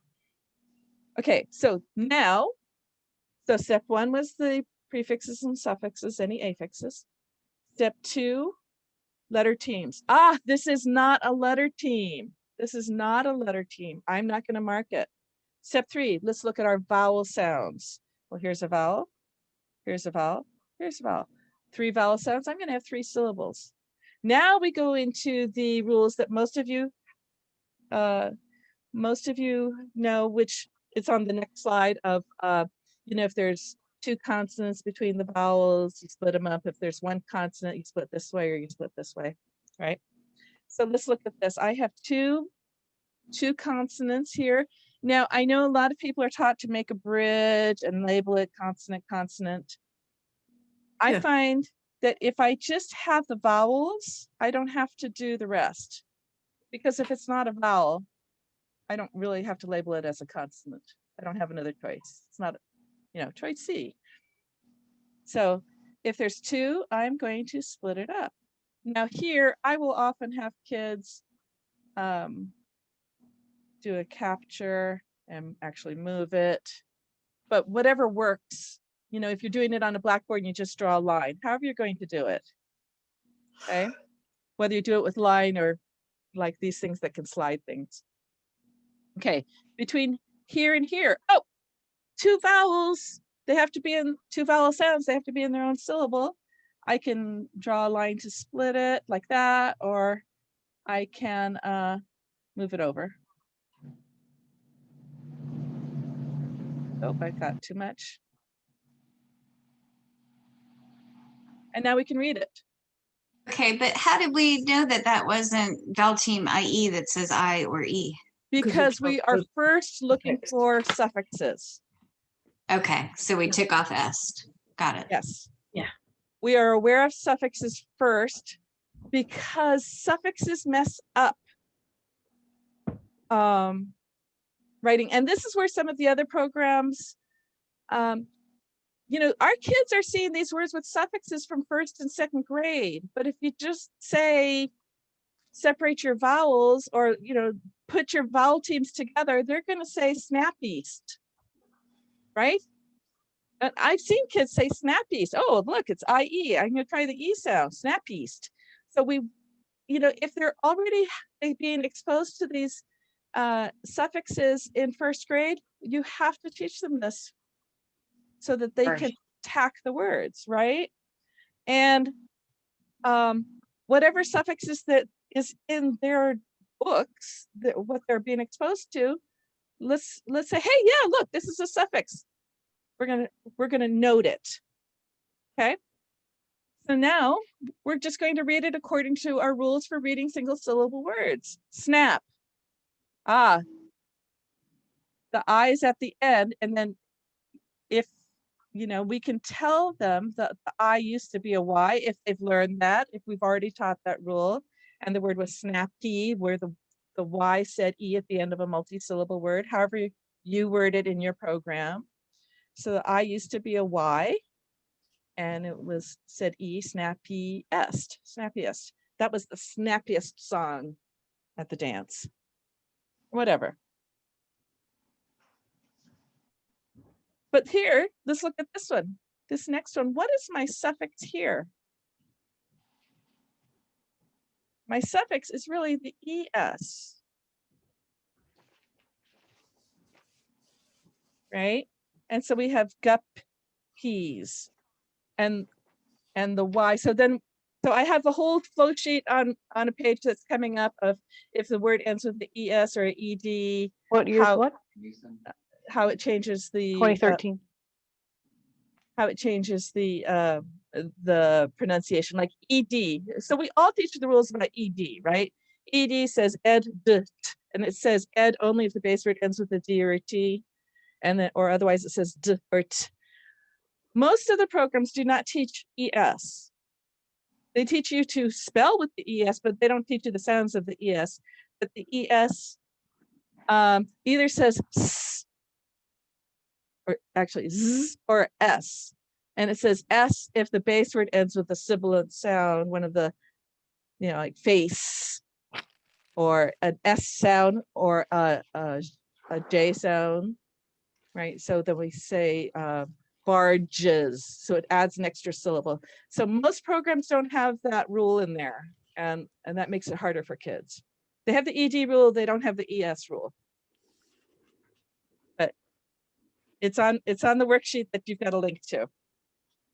Okay, so the I said Y, we're going to split it here. Right? And gup, and I was, the I said was a Y that said E at the end of a multi-syllable word, and the ES says Z, guppies. Okay, so I have these, but let's look at active and action.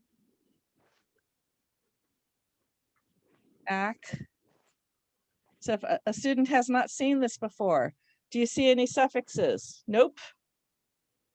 Do you see any letter teams? Oh, I think that's a letter team. I've learned the TI. Shh. So, oh, wait. What's the next letter? If the next letter is not a vowel, this is not a sh. It's just a t and a I. Right? So, okay, not that. Oh, maybe I do see that suffix. We've looked at that in other words, haven't we? So maybe they have seen this. But in any case, we're not connecting the T and the I here. Right? And then we can split it up.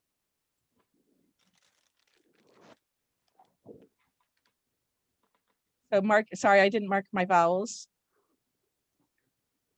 Vowel, and then we split up there. Two consonants split up, active. But when I have action,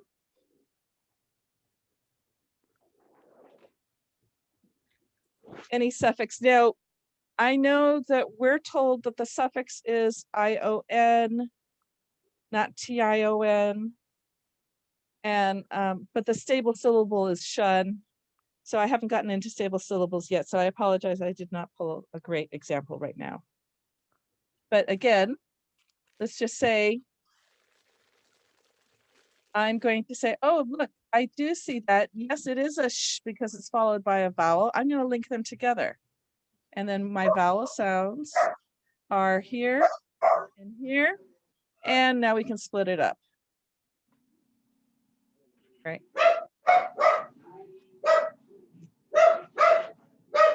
Mute yourself, lady. Okay.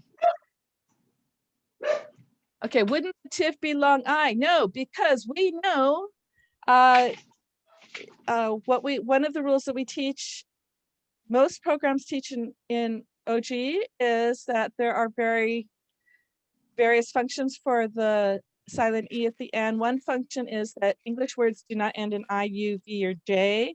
So if the word ends with the V sound, we put an E at the end. So the E here is silent. However you want to indicate, or if the kids need to indicate that it's a silent letter, it doesn't have a sound. And I could try active, but that's not a word I know. But so I can say, oh, the E's there just for so the V's not at the end. It doesn't change the sound of the vowel active. Okay.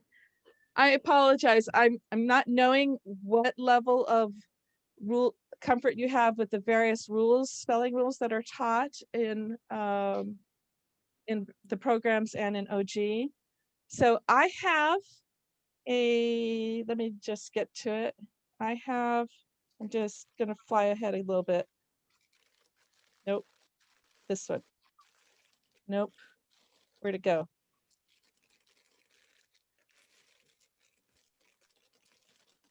I have a link in here. Our control. It's on one of these that's coming up, sorry.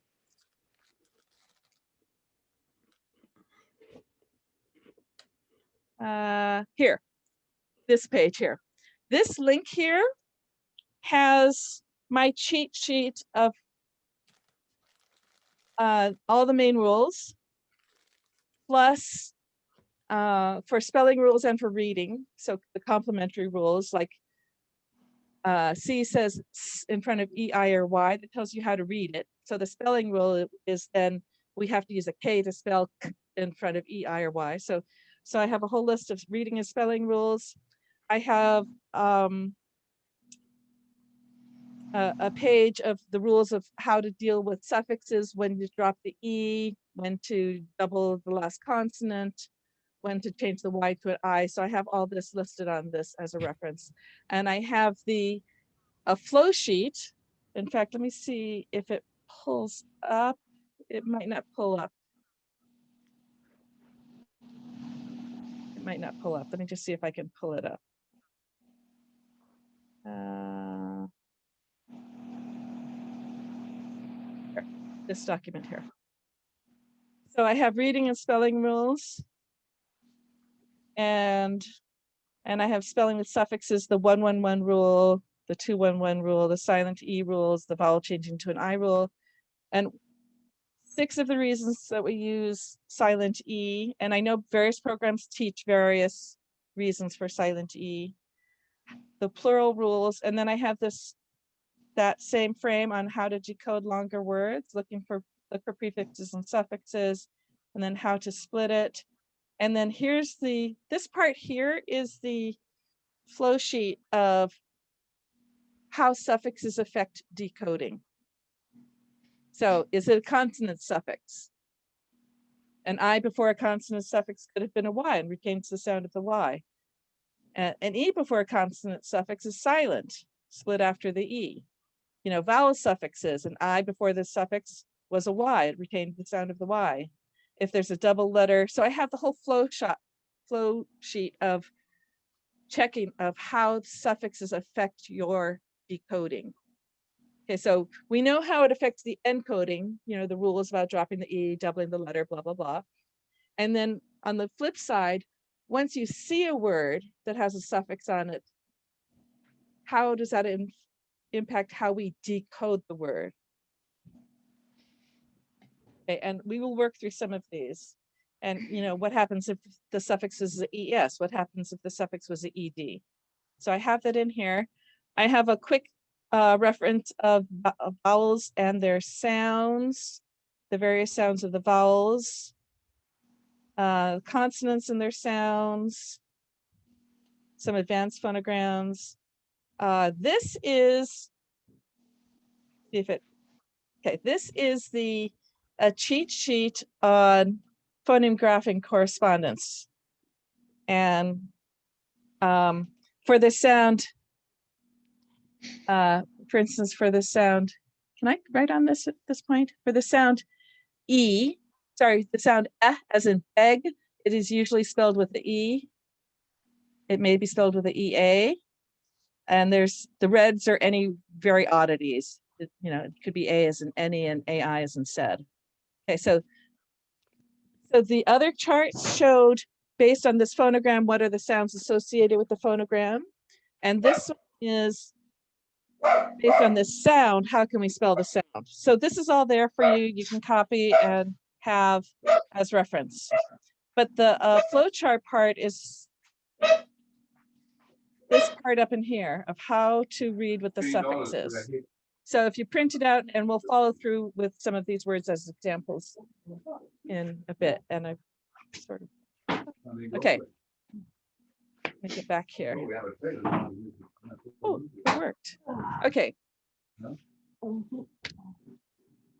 So anyway, just let me go back.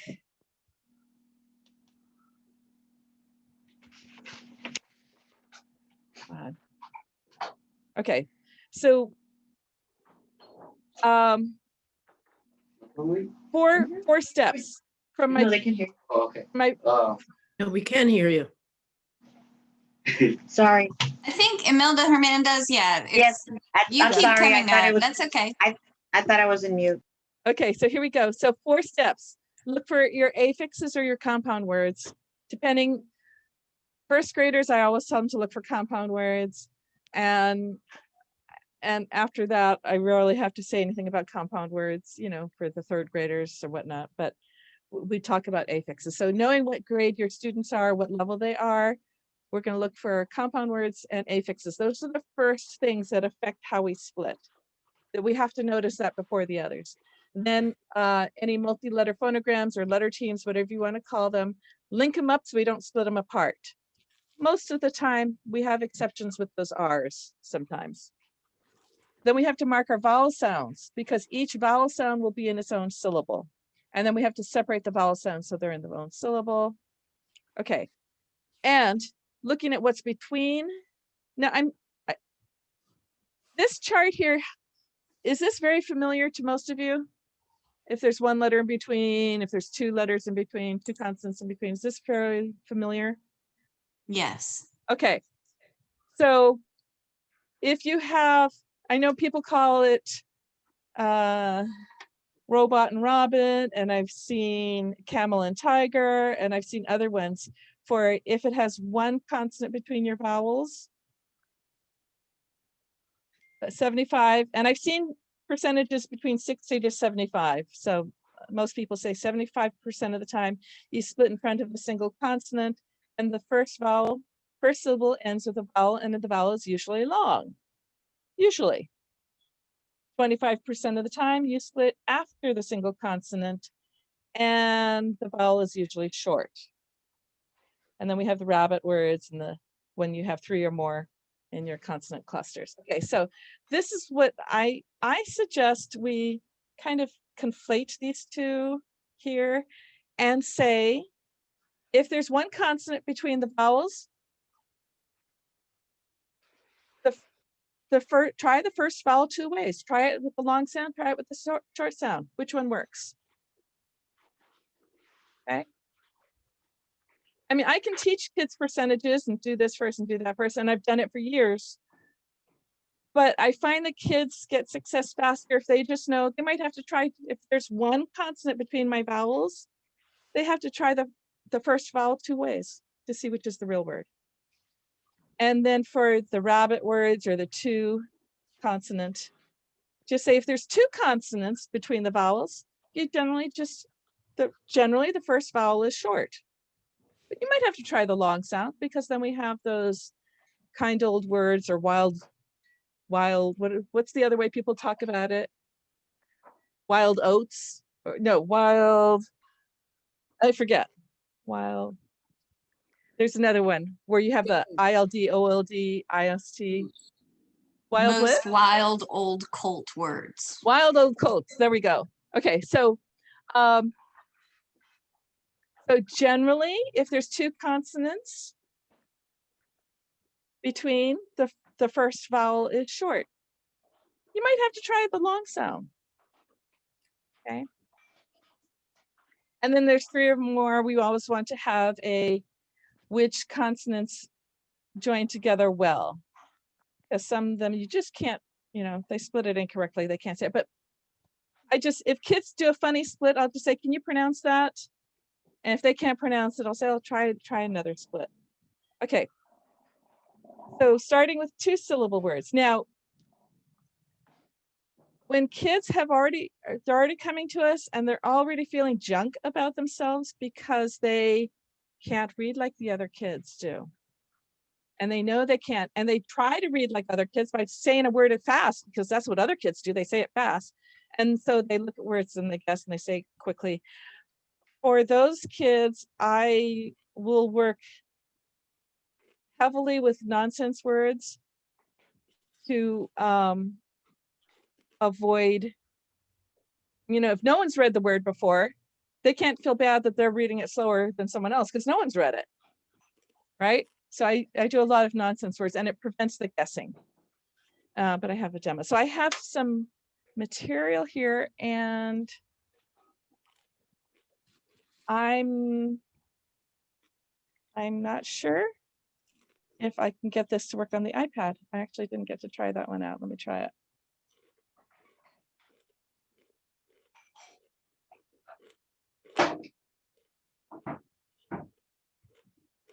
I might have to switch to my computer and hope it works.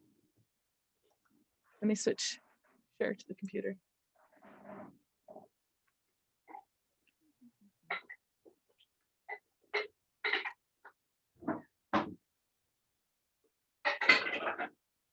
Okay, and we'll do this one.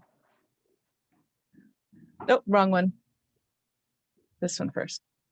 So, oh, that's the same one. Where'd it go?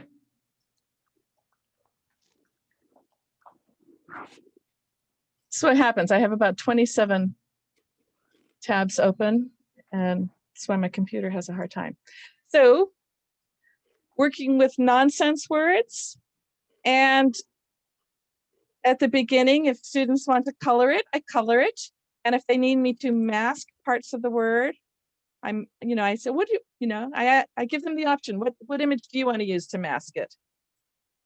And if I have a little girl that loves her unicorns and she loves the color teal, this is what, I set it up for her. And then if I don't need the vowels colored, then I just don't color it. Right? I reset it so it's not colored. But whatever scaffolding I need for the kids, that help. But here we go.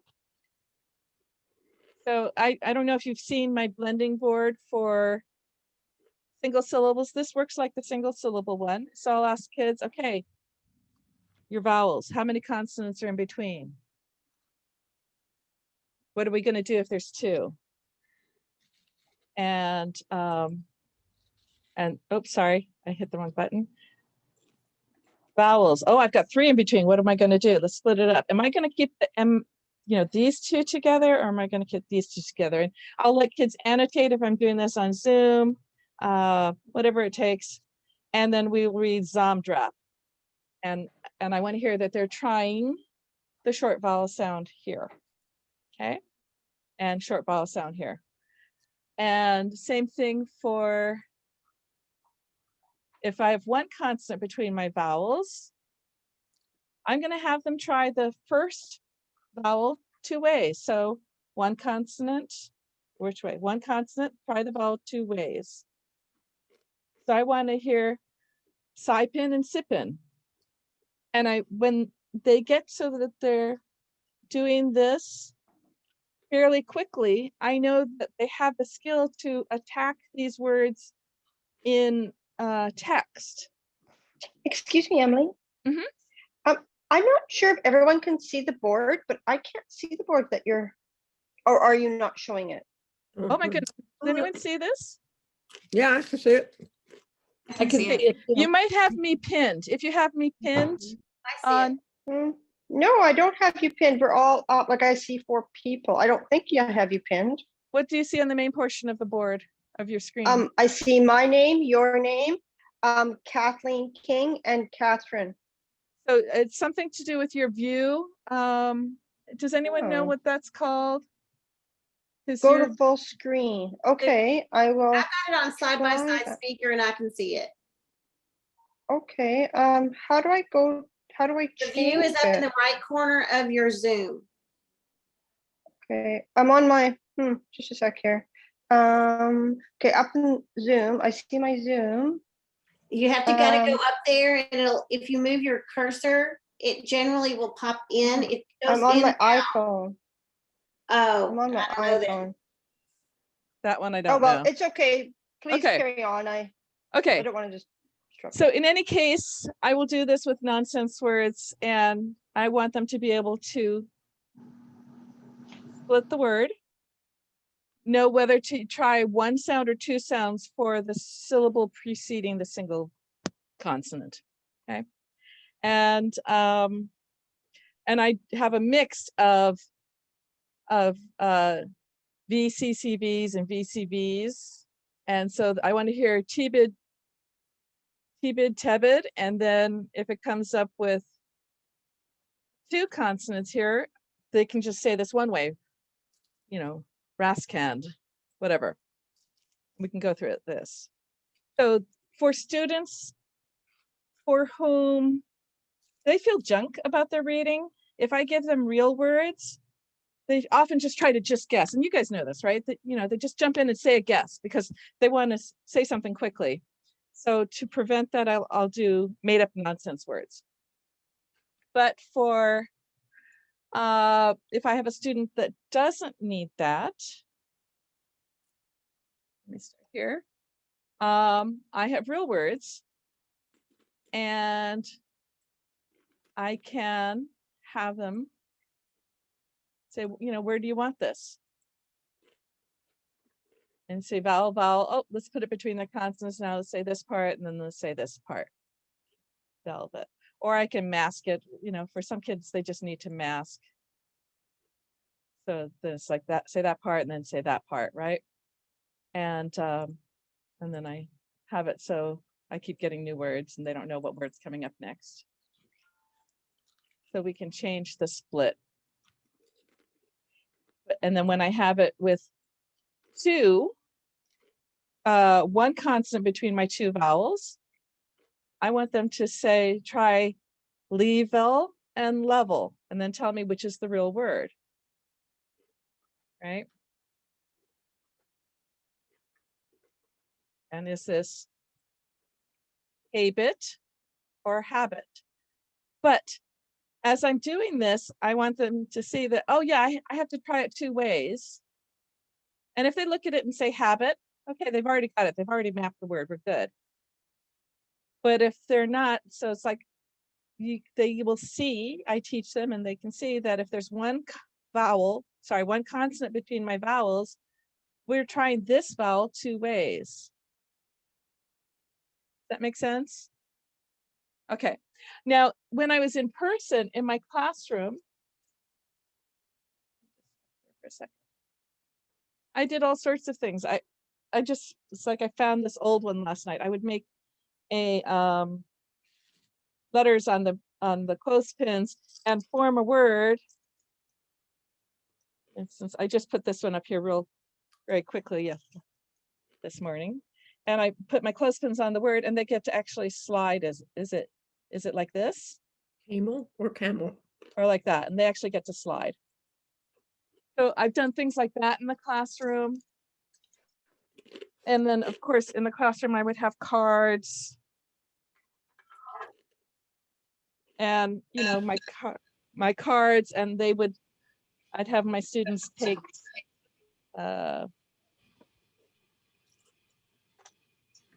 bobby pins and try sliding it. You know. And you know, to mark and slide. So whatever process we're doing, to allow that flexibility of trying the sound if it's that single consonant and splitting it up. Okay, we've been on for a long time and I Uh-huh. apologize. It's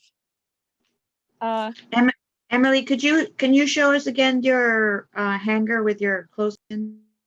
yeah, this is about 1 million years old. I just spray painted a bunch of clothespins and stick it on, and they slide. And so I would usually have, like in my classroom, I would have these, and then every morning I'd put a different word up and let the kids go and slide it around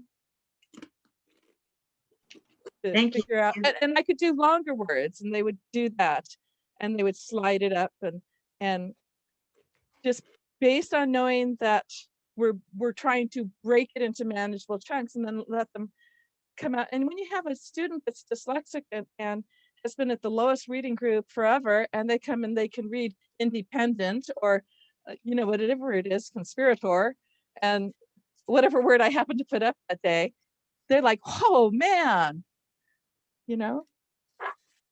but okay, I'm gonna tell you a really funny joke thing that happened just because we need a little levity.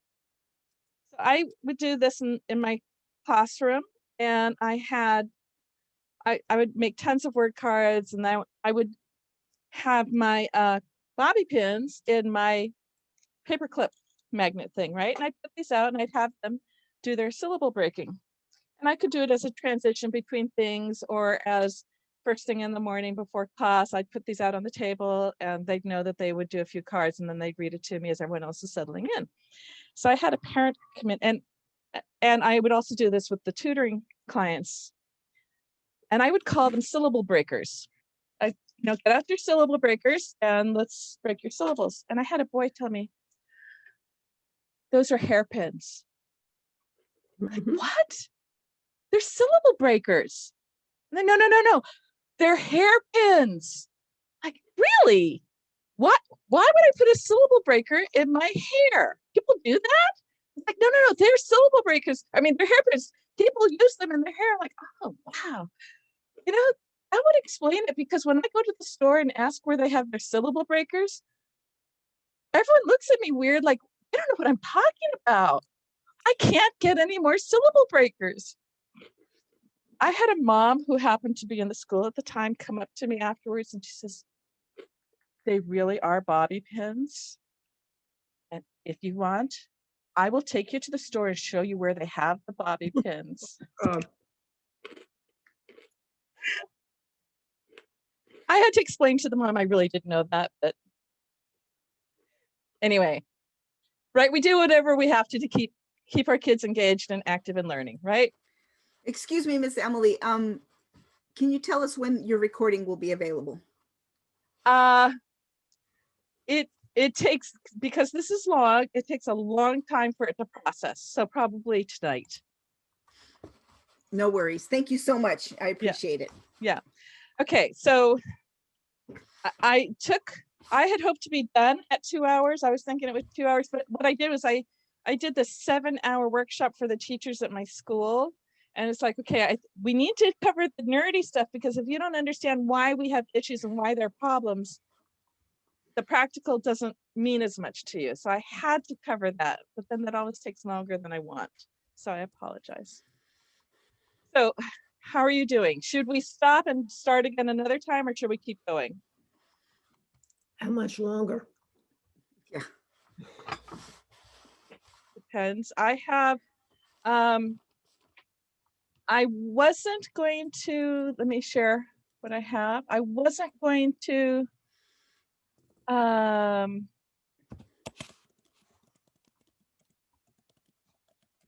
just share it. This is so great. It would be great to be able to get the full benefit of everything that you say and come back for a different session. Okay, so where was I?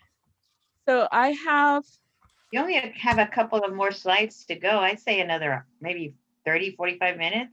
yeah, probably, unless, except if we all dig into actually doing words and helping each other with words. No, But we don't need to do that. okay. Okay, so am I showing this? Can you see this? Yes, so I've shown you my template that you can make a copy of. I've shown you my real word thing. You can make a copy of that. I'm going to show you just a really quick video of a student.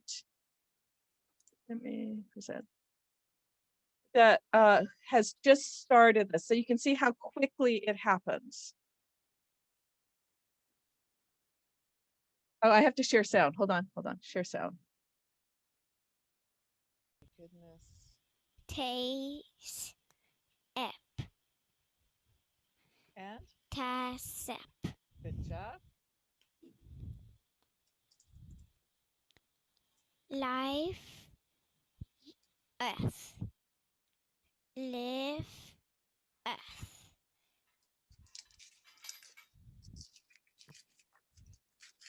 Bound Siled. You're right. Sealed. And this is one of the ILDs. We can say ILD. Good job.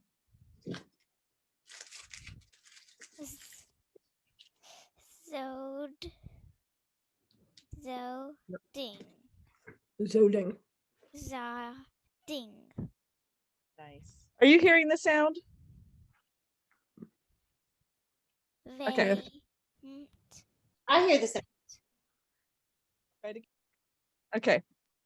So he's just started this, and by giving him the skill of flexing between long sound and short sound, and flexing between closed syllables and open closed, whether it's a CVVC, VCCV, or VCV word. So he is quickly recognizing whether he has to try two sounds or one sound for the vowel. He's making tremendous progress. I just have to tell you, he's making tremendous, but that's how it looks. And I don't know if you could see the visual cues. So I always tell my kids when we're on Zoom to put me right above the center of the screen. So I try to give them the clue, like, there's two consonants, so try this one way, or one consonant, try it two ways, as they're looking at me on the screen. But okay. Go to the, okay. So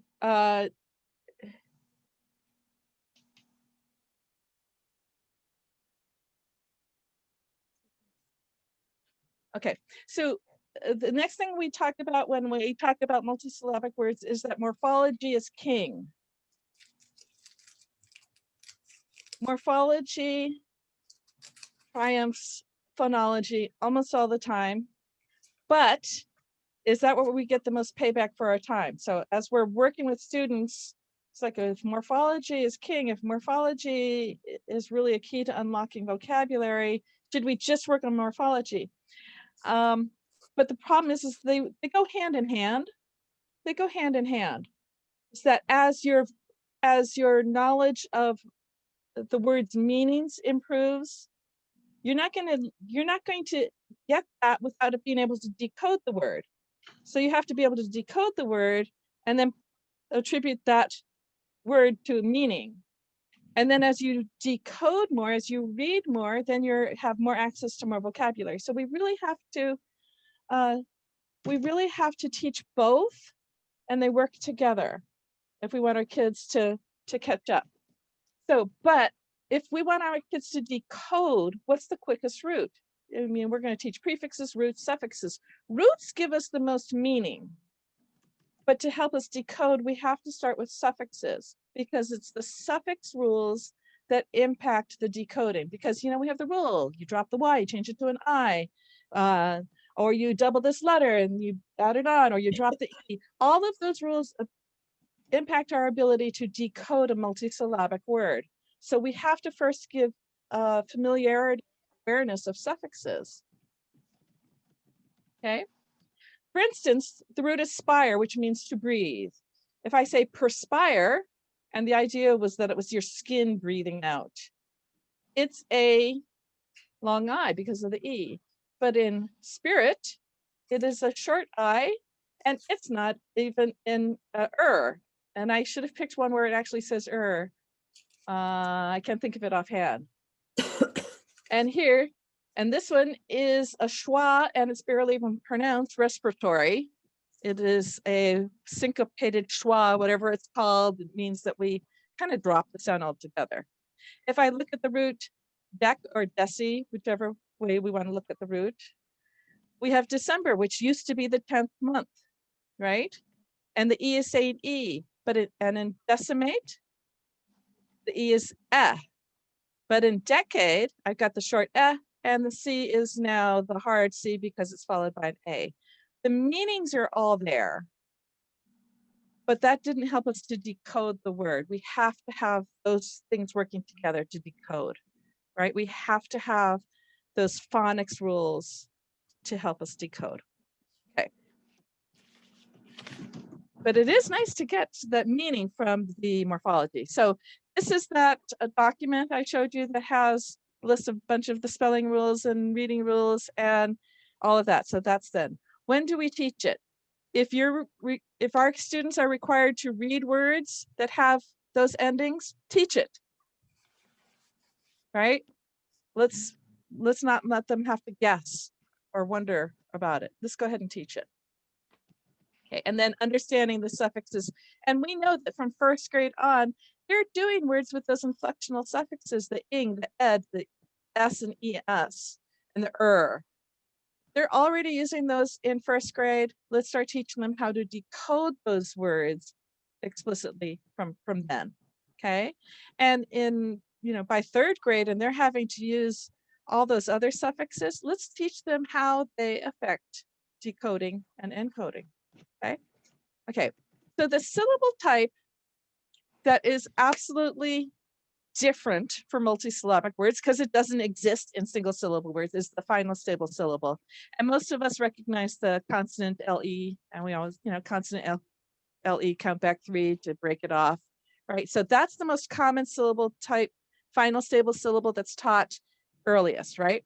But we have shuns, and the suffix is really ION, but as a syllable, it's TION or SION. And then we have all of the other Latin syllables, shus. These are stable, and we might as well give our kids familiarity with these because they're being exposed to these words in their reading. Let's point it out and have them be aware of them. And so that they can take that awareness of those words in this situation and then be able to place it to help them in others. Okay. And then chur, and I do a funny thing with the kids where it looks like it's a silent E syllable. And I say, well, yes, let us go out in nature and have an adventure and maybe look at the sculpture and whatever else pops into my head. And they're like, we don't talk like that. It's like, yeah, so we really say chur. So if you hear yourself say chur, it's spelled with a T-U-R-E, but to give them that familiarity when they see it in a multisyllabic word, it's chur, right? And then the Aries or all of these give kids a hard time unless we give them familiarity with it, because they say, oh, A-R, R. But in dictionary and all of the words that end with the A-R-Y and the E-R-Y, it's not Ari, it's not dictionary. Let's give them familiarity with this stable syllable is airy. Right? And edge and the I-N-E that says in, ein, een, right? So whenever your program usually teaches these, if your kids are having to read those words in their books, let's give them awareness of these final stable syllables explicitly, because they're having to read the words, they might as well know that it exists in more than one word.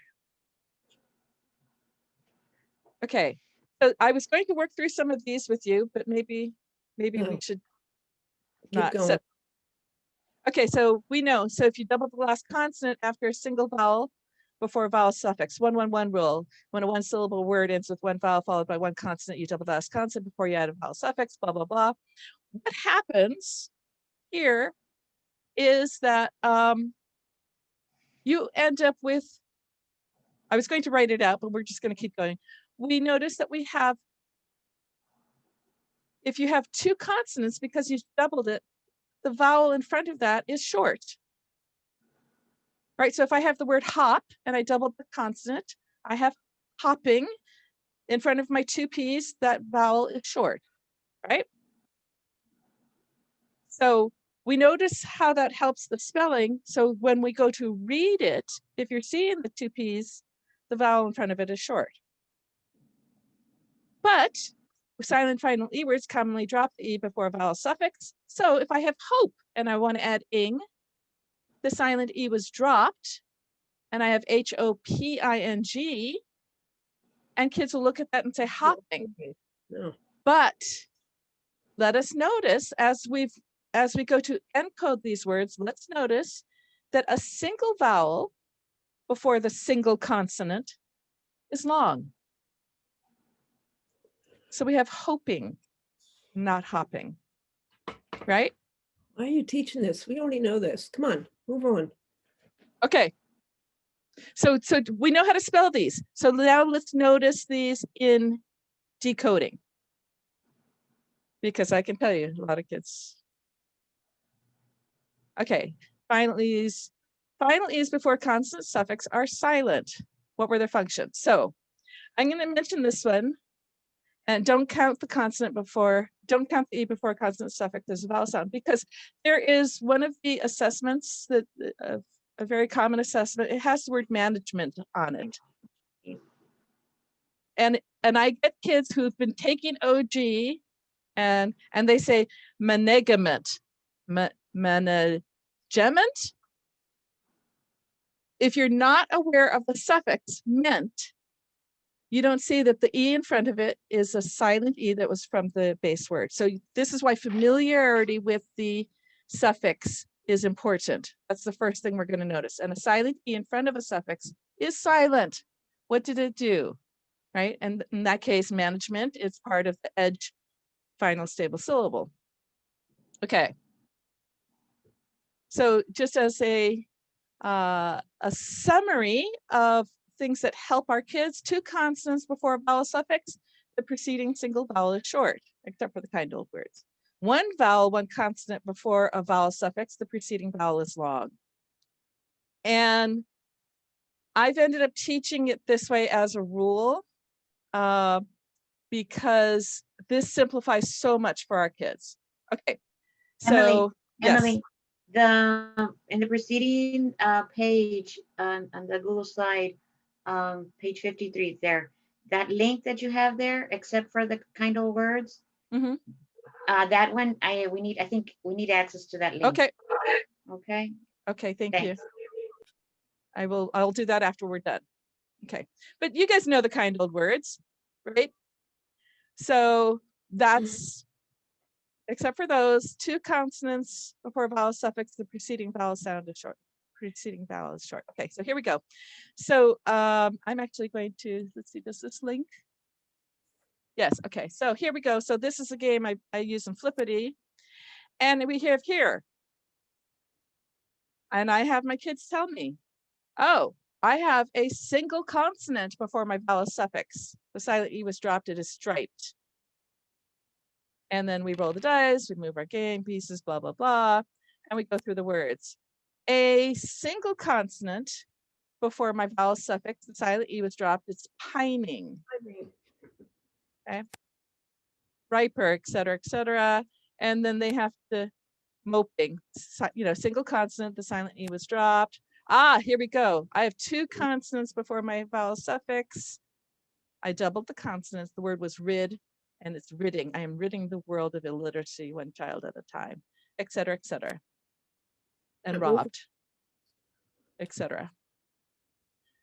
So while we know those rules for spelling, we often forget how they impact decoding. Now, those were just easy words, but we know a lot of kids that have trouble reading those words because is it robed or robbed? Is it, filled or filed?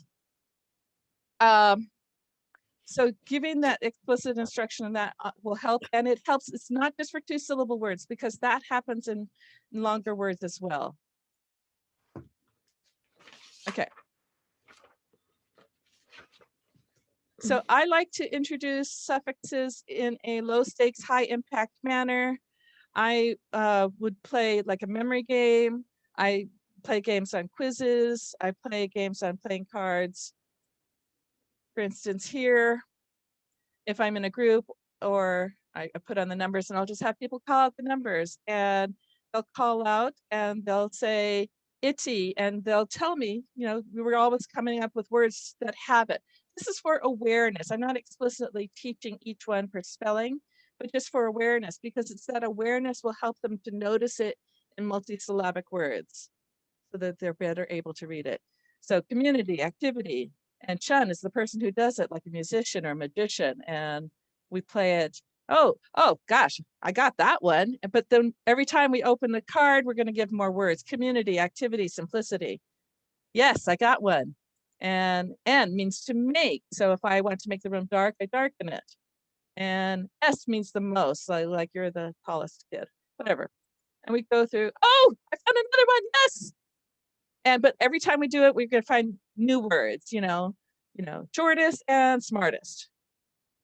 So to give a low stakes manner of introducing the suffixes, and I know a lot of programs, they'll teach you like this week we're covering these suffixes, next week we're covering these suffixes, next week we're covering these suffixes. If our kids are having to read words with these suffixes, I want to give them the awareness of the suffix as early as I can, so that as they see them in words, they're like, oh yeah, that's a suffix. I don't remember what it means. What was this one? And it's like, okay, that's right. That changes an adjective into a noun. So if I'm happy, I have, or if I feel sad, the adjective sad, I have sadness, right? Okay, and this is how you do it. So I'll keep instructing as we play. And this means without, blah, blah, blah. And oh, here's one of the, mix it into a noun. So I take a verb usually and make it a noun. So if I want to invade the country, I'll have an invasion. Oh, that's actually with the S-I-O-N, sorry. But if I, whatever. And I'll keep instructing as we go through and play these games. Oh, look, that one went with that. I think it was there. And that's how you do it. And then every time we turn over the cards, we're going to say new words. The more awareness, the better able they are to see it as they read words. And as if they're familiar with it as they read the words, they can kind of, and a lot of times for multisyllabic words, my kids will eventually just be able to hold up their thumb and say, oh, I'm covering that suffix. Oh, I know that word. And then they can add on the suffixes that they know.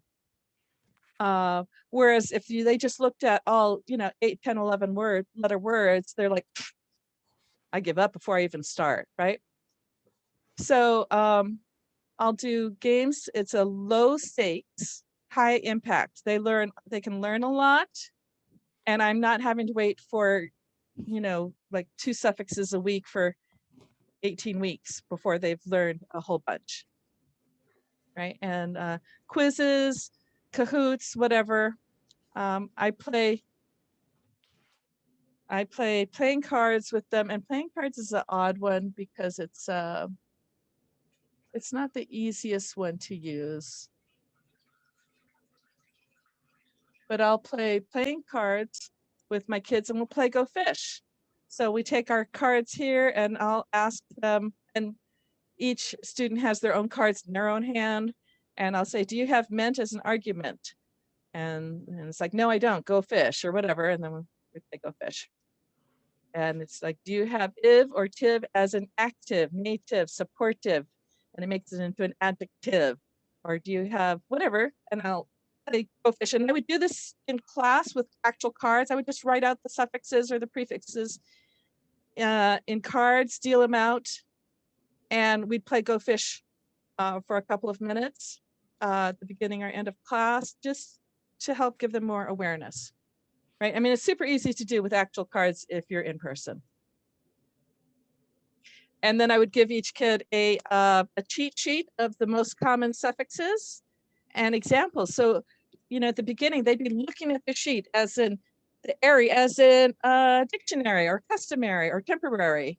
But after a while, they've learned it and they know it, and they're starting to come up with more, and then they're aware of it more as they're reading and doing their work. Okay. So that's about introducing suffixes. So stress and schwa. And this is a topic that can take a whole presentation on stress and schwa. So Pam Mellon from Laughing Ogre, she has a nice explanation. And what I like about Pam's video is that she is a dyslexic person who's had struggled as a student and is now an OG instructor.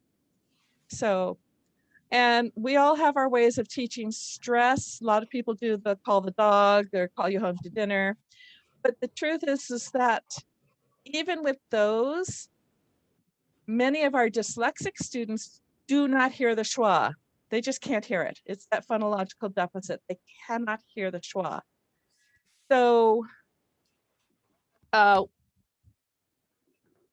it's important as you advance to give them that schwa ability, because in longer words, 3 or more syllables,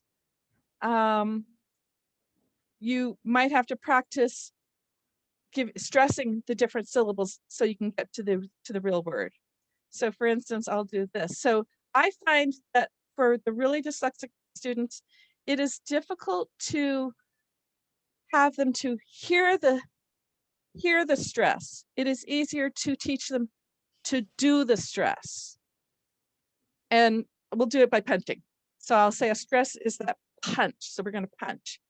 And I'll say, we can say this, they'll know that this where the syllable breaks. And we'll say, I have a present. And the here in the unstressed syllable, we call it a schwa, but it's as if we're barely even saying this vowel here. So it's a present. But as a verb, I am going to present. And I stress this one. I'm punching this one. And so if I get them to physically punch as they're saying the words, these homographs, it helps them to feel what's happening in their body as they're stressing. So when we get to an unknown word, I'll say, you're saying it like this, da, da, da. I want you to try to stress this syllable, and I want you to try to stress this syllable, then I want you to try to stress this syllable. And because they've practiced this stressing, that's like, okay, they know what stressing feels like. And I've had greater success with this because I don't really care if they mark their syllable as, oh, I know that this is a stressed syllable. That only matters for that 2-1-1 rule about whether or not you double the last consonant. Other than that, it doesn't matter. But in order to recognize a multisyllabic word, you often have to flex the stress. Try stressing at this syllable, try stressing this syllable or this syllable. So the object was on the table, but I object to your contradictions, whatever. And so actually physically punching it. And if you get them to punch, that physical motion helps them to feel it more.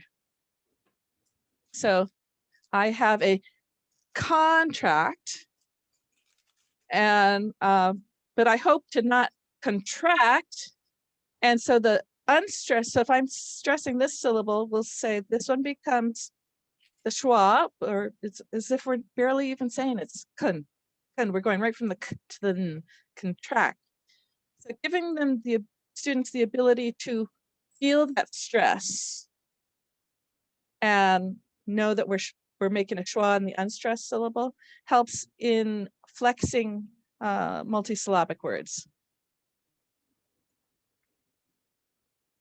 How are we on that? Does that make sense? Yeah, move on. Okay. So, resources for practice. These are the books I have. I know there's many others out there for multisyllabic words. I have Angling for Words. I've had it for a million years.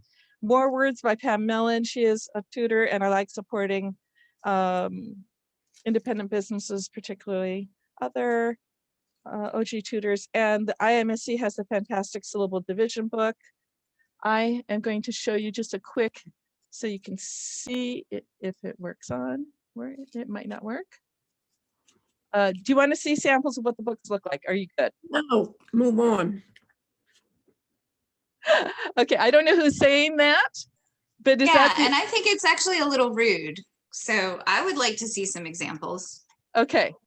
I agree with you. You want to see examples? I concur. I Yes, agree. please. Okay. All right. So what I've done with my books is like Angling for Words is a paper book. I actually cut mine up and scanned it, so I have a digital file because I find it's easier for me to lug, you know, if I have it as a digital file. So I'm going to show you my digital file. I don't think that that's breaking any copyright because it's still my own personal use. So this is the study book and it's only $20 and it's about a bazillion pages and they have it. I should show you the, I was going to show you a page, but let me show you the table of contents. They have it organized by sounds and syllable division. And like, you can see all the concepts that it covers.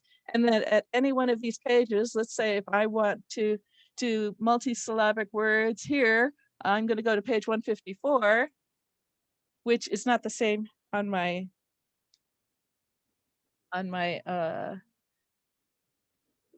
scanned copy because but it's somewhere around there. So it's 148. And here, so if I wanted, this was practicing with the BCCV, consonant digraphs, and a schwa sound here, a shore, or whatever it is. So whatever the concept is, I can look at it, and then it has words, like, okay, like this one. So schwa, Alaska, both of these are the sound, Apollo. So it has it in 2 and 3 syllable words, and then it might have it in longer words. So I can get a group of words easily from here based on whatever I'm teaching or whatever I want to practice. So I might take a group of these and stick it in on my Jamboard or stick it in on whatever and have the student practice. I generally have my students, you know, in like a visual drill, visual auditory blending drill. For anyone that I'm having work on syllabication, I will put in 3 words or so to, okay, so that's just part of our drill. Syllabicate these words and read it to me. And just, you know, do a little bit each day. So this is what the Angling for Words study book looks like. That's this one. More Words is much the same format. And it's a little cleaner. And then, and it's not loading. And this fantastic syllable division book by IMSE, that is made specifically for syllabicating. And it has it by syllable types because they want you to do the bridges and mark your vowels and consonants and whatnot. So they have it specifically by syllable type. For instance, this page has syllable division with initial R blends. And they, you know, it's like mark your vowel, mark your consonant, mark your syllable type.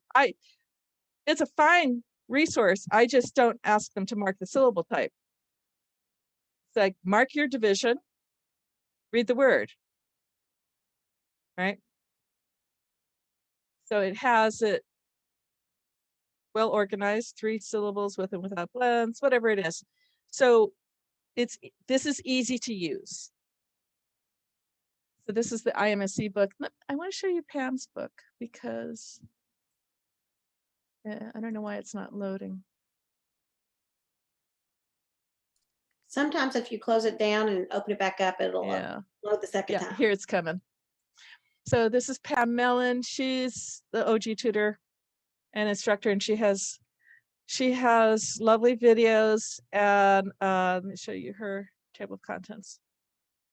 And it's like the other book with the what was it called? Study book, Angling for Words study book. But she has a lot that I like.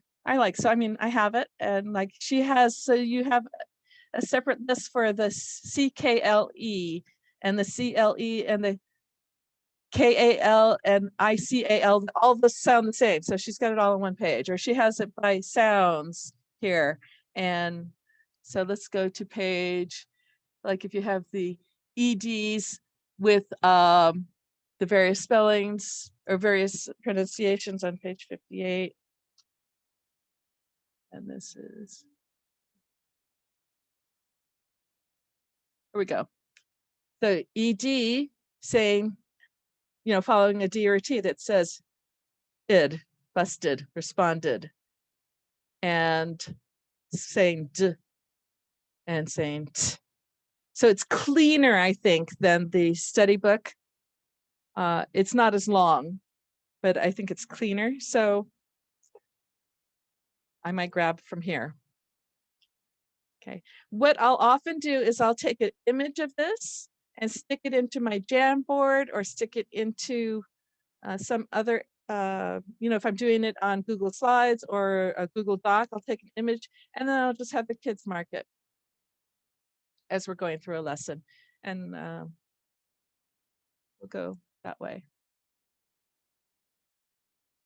Okay, so that's what these three, I know there's more out there. This is what I own and I use. I do use these. I like them. And actually what I do is I have these for my virtual students. I actually have these in on a class kick assignment. So I can just say, go into class kick. I don't know if you know class kick. It's like Nearpod, Pear Deck. Class kick is great because they can mark on it. Whoops. And then they can also record. So I actually have them record themselves reading it.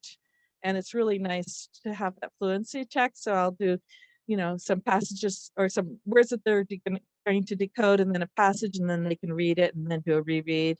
And I like class kick for that. Anyway, so these are some, there. So my message, we didn't get to actually work with words. Oh, I didn't do oddities. Where did the oddities page go? I miss oddities. Oh, okay, it was there, oddities. I just didn't see it. So the oddities that I want to mention that always mess people up, and I was going to do this where I could write on it from my iPad. Let me just type it in.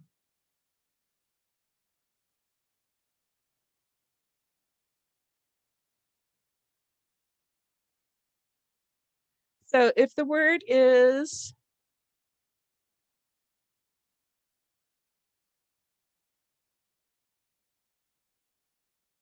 this.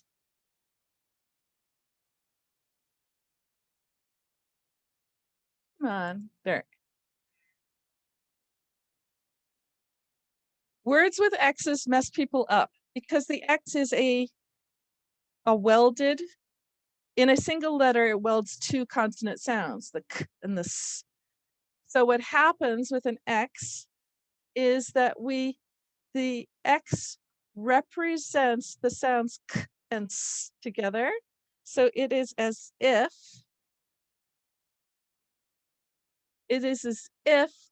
I'm taking the, instead of the X, I have got the k and the s. And when I syllabicate it, I actually split the S right in half and I have anxious. And the S, it's like the S part becomes part of the shus. And so if you happen to have kids and they're going to syllabicate this, you know, it's like, is that a crazy thing that happens? It happens in a bunch of words where the X is in the middle of a word, noxious. And I just say, wow, that was really cool. You found a really odd thing that happens. You're amazing. So that's weird. And because the X represents two sounds that we're actually kind of like splitting the sounds when we syllabicate it. That's a weird one. Another weird one is, okay, this word here. What are the how would we syllabicate this? Yeah. Like that. I don't care if we do it that way, or you see, this is the thing. I don't care if we split it after the N or in front of the N and say it. Doesn't matter so long as we can get to this, to the pronunciation of the word. Oh,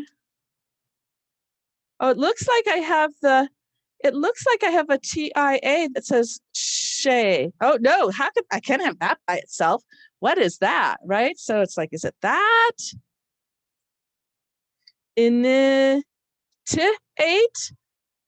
What happens here? And what really happens is it should be spelled like that, or we would think of it like that. In she ate.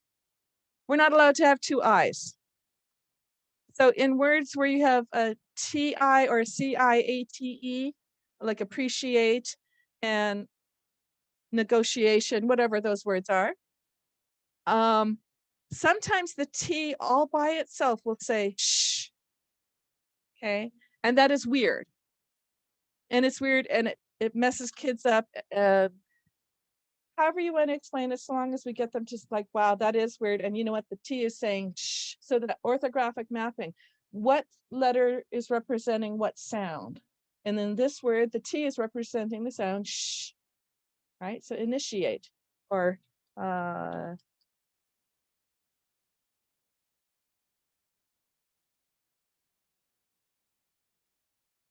so the T is representing the sh sound, negotiation. So sometimes there are weird things that happen. And who would have thought of this? We know that the root is quest, and it looks like it should say question, and we don't say question, and we say question, and it's just a weird thing. So whenever we have any oddities, it's okay to recognize that pronunciation doesn't always match with orthography, the way we think it should be spelled. Pronunciation changed over time, spelling rules changed over time, whatever changed.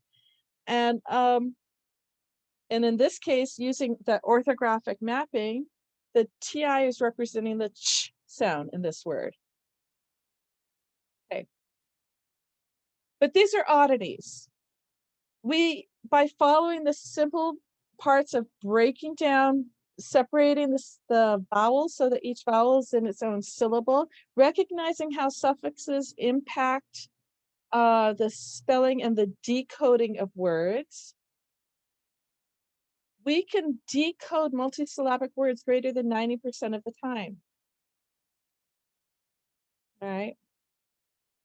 So yes, these odd things happen, but they're odd and they don't happen often. But I know that these are ones that mess people up. So I just wanted to mention those. Okay. Are there any other odd ones that you have noticed? I know we didn't get to actually practice through the words. I'm so sorry on the breaking down the suffixes and then vowel sounds and then splitting them. But I think you're fairly familiar with most of that, correct? And then the spreadsheet of the flowchart of, well, if it's this, then do this. If it's this, then do this, should help. Do you have any specific questions?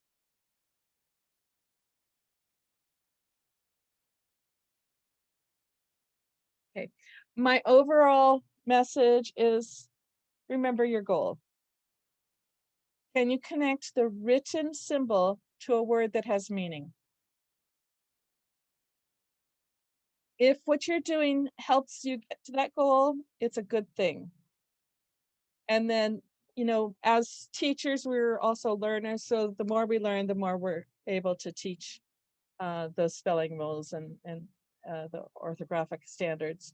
But if what you're doing is an activity that doesn't help you get to the goal faster, we probably don't need to do it. But the goal should be our driving force, right? So we want our students to be able to decode the words so they can connect those black squiggles that are on the page to a word that has meaning. Okay, so I have a wakelet of resources that would, you know, are helpful for distance or whatever. and I have videos that are there. Are there any questions that I should address?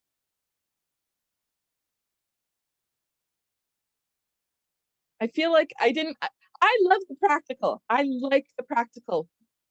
And I like working through the practical, and we did not get to do enough of the practical, actually taking words and splitting them and seeing why the various steps help. So I apologize. And if we want to do another session where we just work on the practical, let me know. But did that help frame your thinking maybe at all, or? Just the fact for me personally that you've shared your resources, that has helped me immensely with my special ed kids when we went into virtual, and I don't know what I would have done without you. So thank you for everything. Yeah.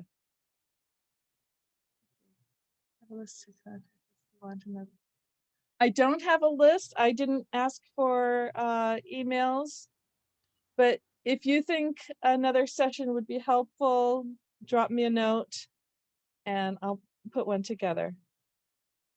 Because, you know, the theory has to drive how we do it, but I like to get more into, you know, the practical, because I'm a teacher. I'm in front of the kids, right? And I want to get it so it helps the kids. But we have to know that theory part of it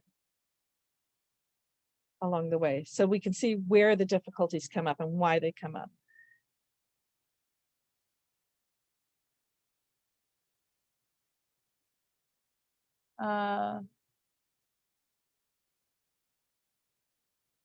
Anything else? Any questions?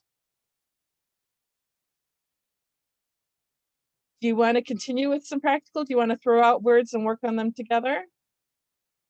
Up to you guys. I think there's just a few of us left, and if you're happy with that, I'm happy to do that. Can you show us more of that? Is that your blending board that looked like Excel or Google spreadsheets or whatever? Do you want to see the single syllable or the multi-syllable? Maybe some multi-syllable with real words, not the nonsense words. Okay, so my blending board is all nonsense. Okay, well, that's fine. Because as it's randomizing, I can't make it come up with real words. Right. I mean, that's fine. The nonsense words are good too. Okay, so I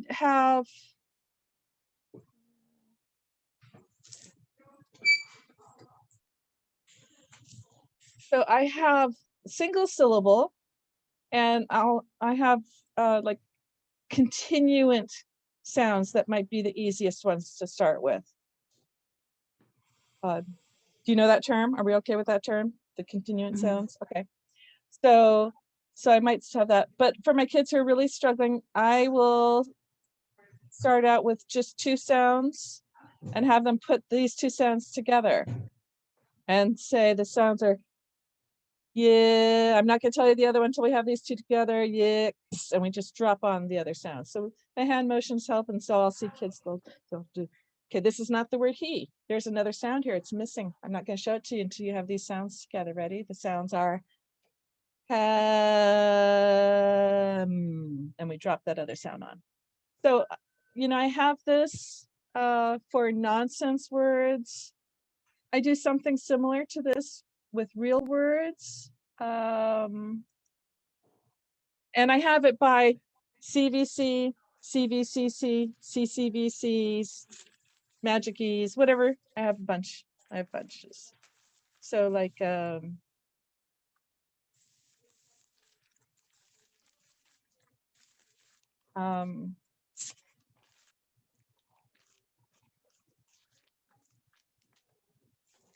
opening. I've got too many things open. Thank you, Emily. You going by? Yes, I sent you a message. Okay, so for these, I can do it with real words by putting the words in ahead of time. So here it'd be like, and then we want to blend continuously. Yeah. And I don't show them, I want them to have these together in their brain. So I don't want to hear t, right? Because they will never get fluency. They will never get to, you know, they don't have the working memory to do that. How are they going to get through a sentence like the cat and the dog, you know, ran down the street? You know, they don't have the memory to put all the pieces together. They have to unitize the words. So I do this. So I have these. And then in the multi-syllable, I have the multi-syllable, is it this one? These with real words. And I have it by VCCV, VCVs, the consonant LE words, and maybe some mix. Like the,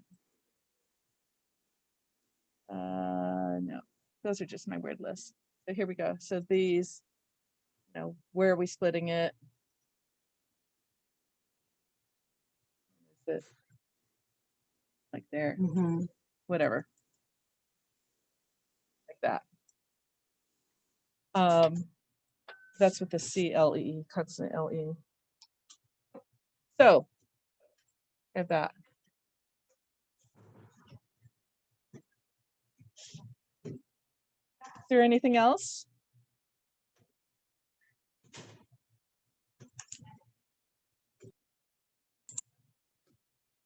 No, this was really excellent. It gave me so many ideas. Thank you so much. Okay. Okay. And I know we didn't get to the bigger, longer words much, especially the practical application of how we address these long words, but they can do it. We can do it. We can help them. Emily, do you have any suggestions for root knowledge, a resource for Greek and Latin roots? Yeah. So when I started out, there wasn't a lot. I know that people are making books. There's Morphology Matters. There's William Van Cleve's work. There's a lot more that's coming out now, and I haven't bought them simply because over the years I had already done quite a bit, and I don't have most of my kids. I don't get to like take a book and now we're doing lesson 1 and now we're doing lesson 2 because I'm there with these kids who are struggling and far behind. I want to help them as fast as I can to get them up to reading. So I would, I started out with, you know, just a Google search of 20 most common Latin and Greek roots. And I would teach, and I would start with working on, I show you, building root trees, or, you know, like let's make a list of words that use this root and see how they're all connected. And then we'd be able to syllabicate these words and use the words. And I have one that I use a lot is with most of my older kids is I've made a list and I just keep this file. Let me close out some of these.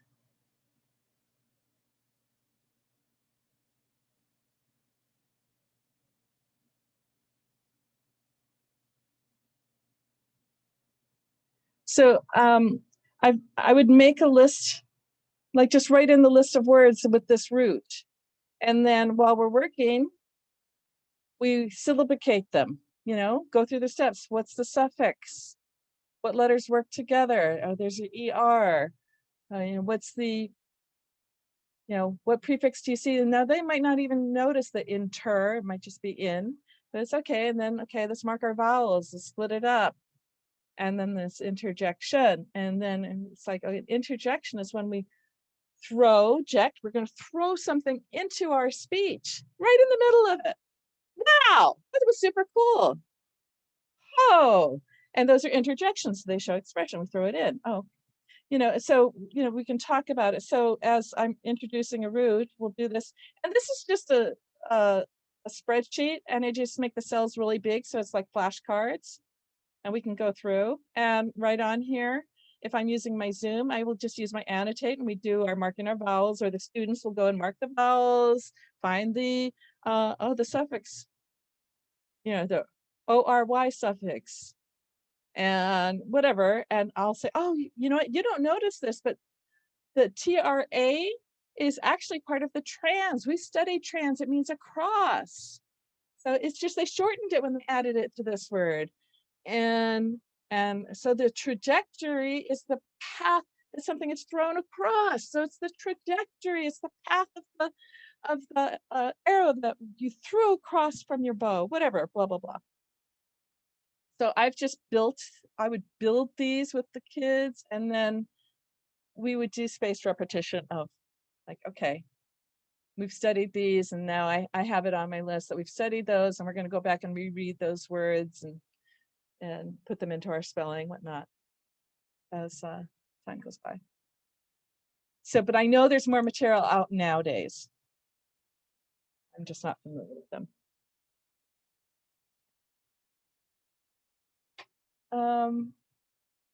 I think that's it. Do you have any other questions?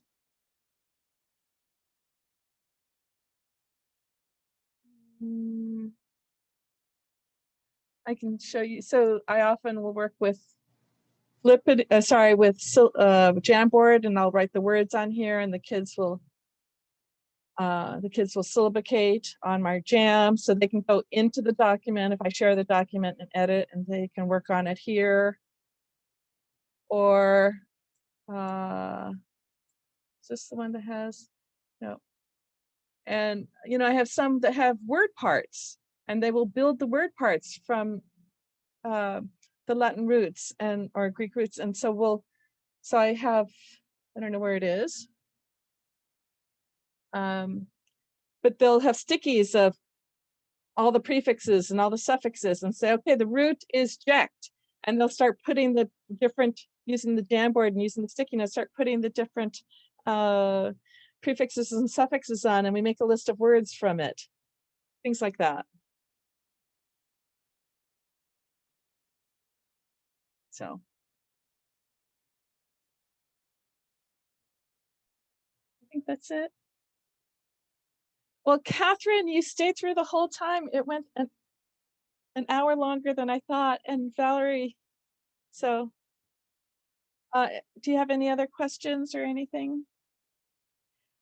So what do you think about a practical of actually getting in there and just pulling words apart? Do you want to do that? I love practical. So Yeah, Yeah. I love practical too, and it's like I didn't get to it. I think for another session too, I would love to see the technology that you're using, and maybe I'll email you offline about this, but okay. Because I don't know how to use Jamboard, or I got thrown into this, and now I've got 12 online students, and I'm literally holding up phonogram cards out of a Wilson pack. It works. It's working. Yeah, it works. Yeah, I always say with technology is the fact that we can do it doesn't mean you should. So you just go with your goal. If something's broken, then you fix it. Right? And I say it's like going into Williams-Sonoma, because I can go into Williams-Sonoma and I can find the coolest things, right? Yeah. But if I'm rushed for time and I'm busy, I sit there and say, I need to make creme brulee. I need the torch. Where's the torch, right? Or whatever it is. Just give me the tool that I need to do this thing, because this is what I'm doing right now. So it's a matter of, do you have time to play around and look at all the gadgets? Or are you at the time crunch where you just say, what's going to help me do what I need to do right now?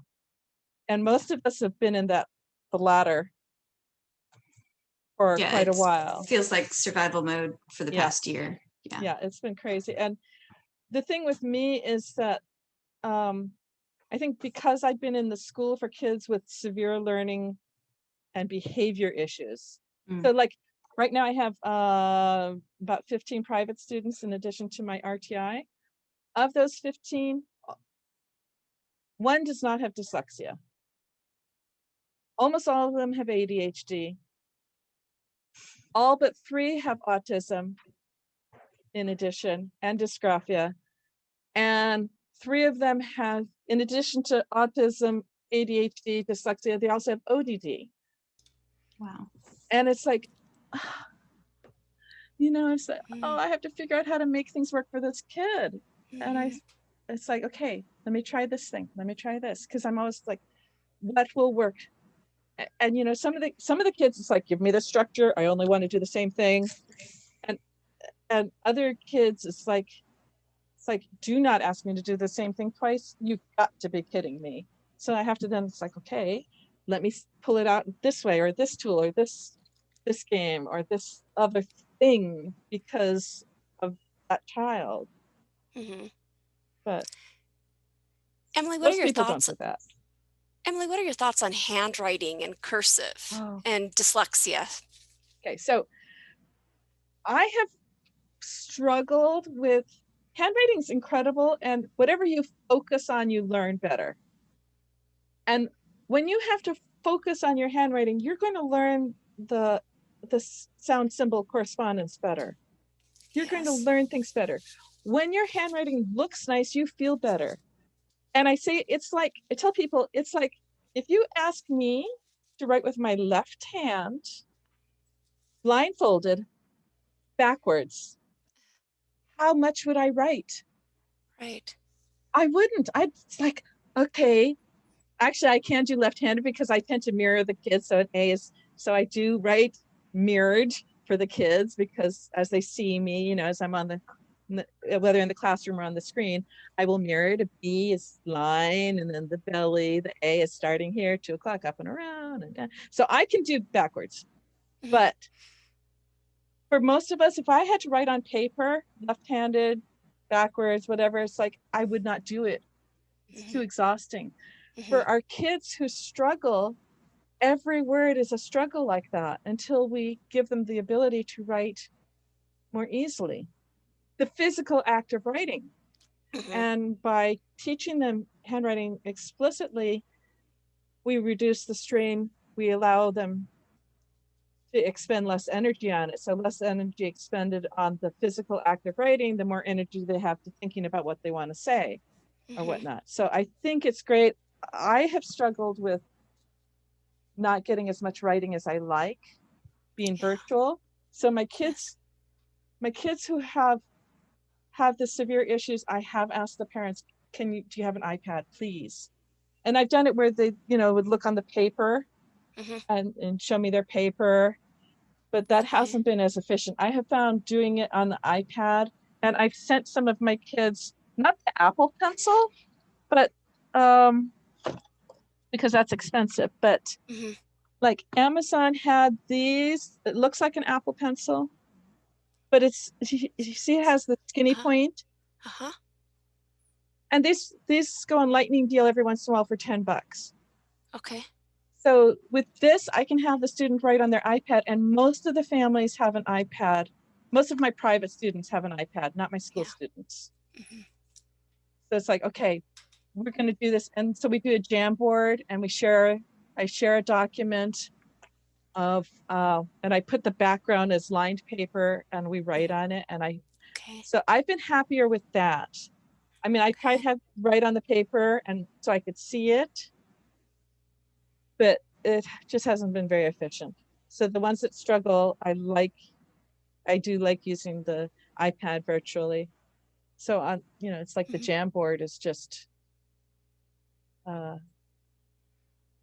this student, and we write on it together. So I use my iPad as his iPad, and of course it's not going to load. It's my computer right now.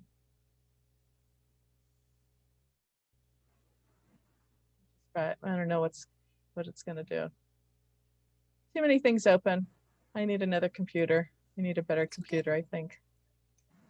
Yep. But so we write.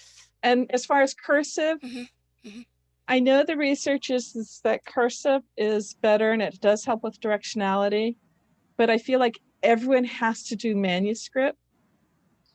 So because you have to be able to print things on forms and on papers and on, Does this show? Are you seeing my screen with the paper? So this is a Jamboard. I just put an image in. Yes. And this little boy likes pandas, so he has that. And so he, on his iPad, has the document open and he writes, and then I write to correct it. And I'm not seeing his hand, but I can tell exactly what's happening. And everyone they freeze, lift your hand up, and I'll look at the direction that he's holding his pen. If I think that he's doing some weird thing again, just based on how like scrunchy his letters are looking or whatever, so I can see his hand. But this works really well over Zoom. Let me just. Oh, here it is. So as I write over here, and I can say, you know, we're doing a letter starting at 2 o'clock, or, you know, we've taught about clock letters, blah, blah, blah. And I'll say, here's your starting point. Now there's a little bit of a lag right now because it's my computer. We don't usually have this lag. And I can do the writing. It's not showing. Of course, right now when I want to show it. It's always worked with the kids, but I think because I'm recording and doing this at the same time, my computer's not happy with me. Anyway, so that has worked. But I feel like all kids have to know manuscript because we all have to be able to print something on a form. We have to do that.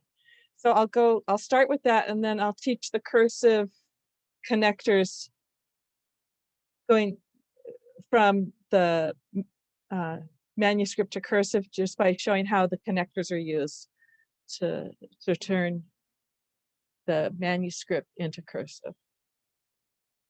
It's not happy. Not gonna work. Anyway.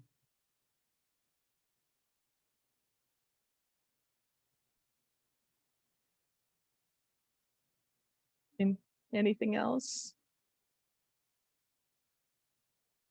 Oh, any other questions? Well, you guys have had such perseverance to stay through for so long. So if you have any questions, let me know. Okay. I'm just want to see, you know, I can stop recording.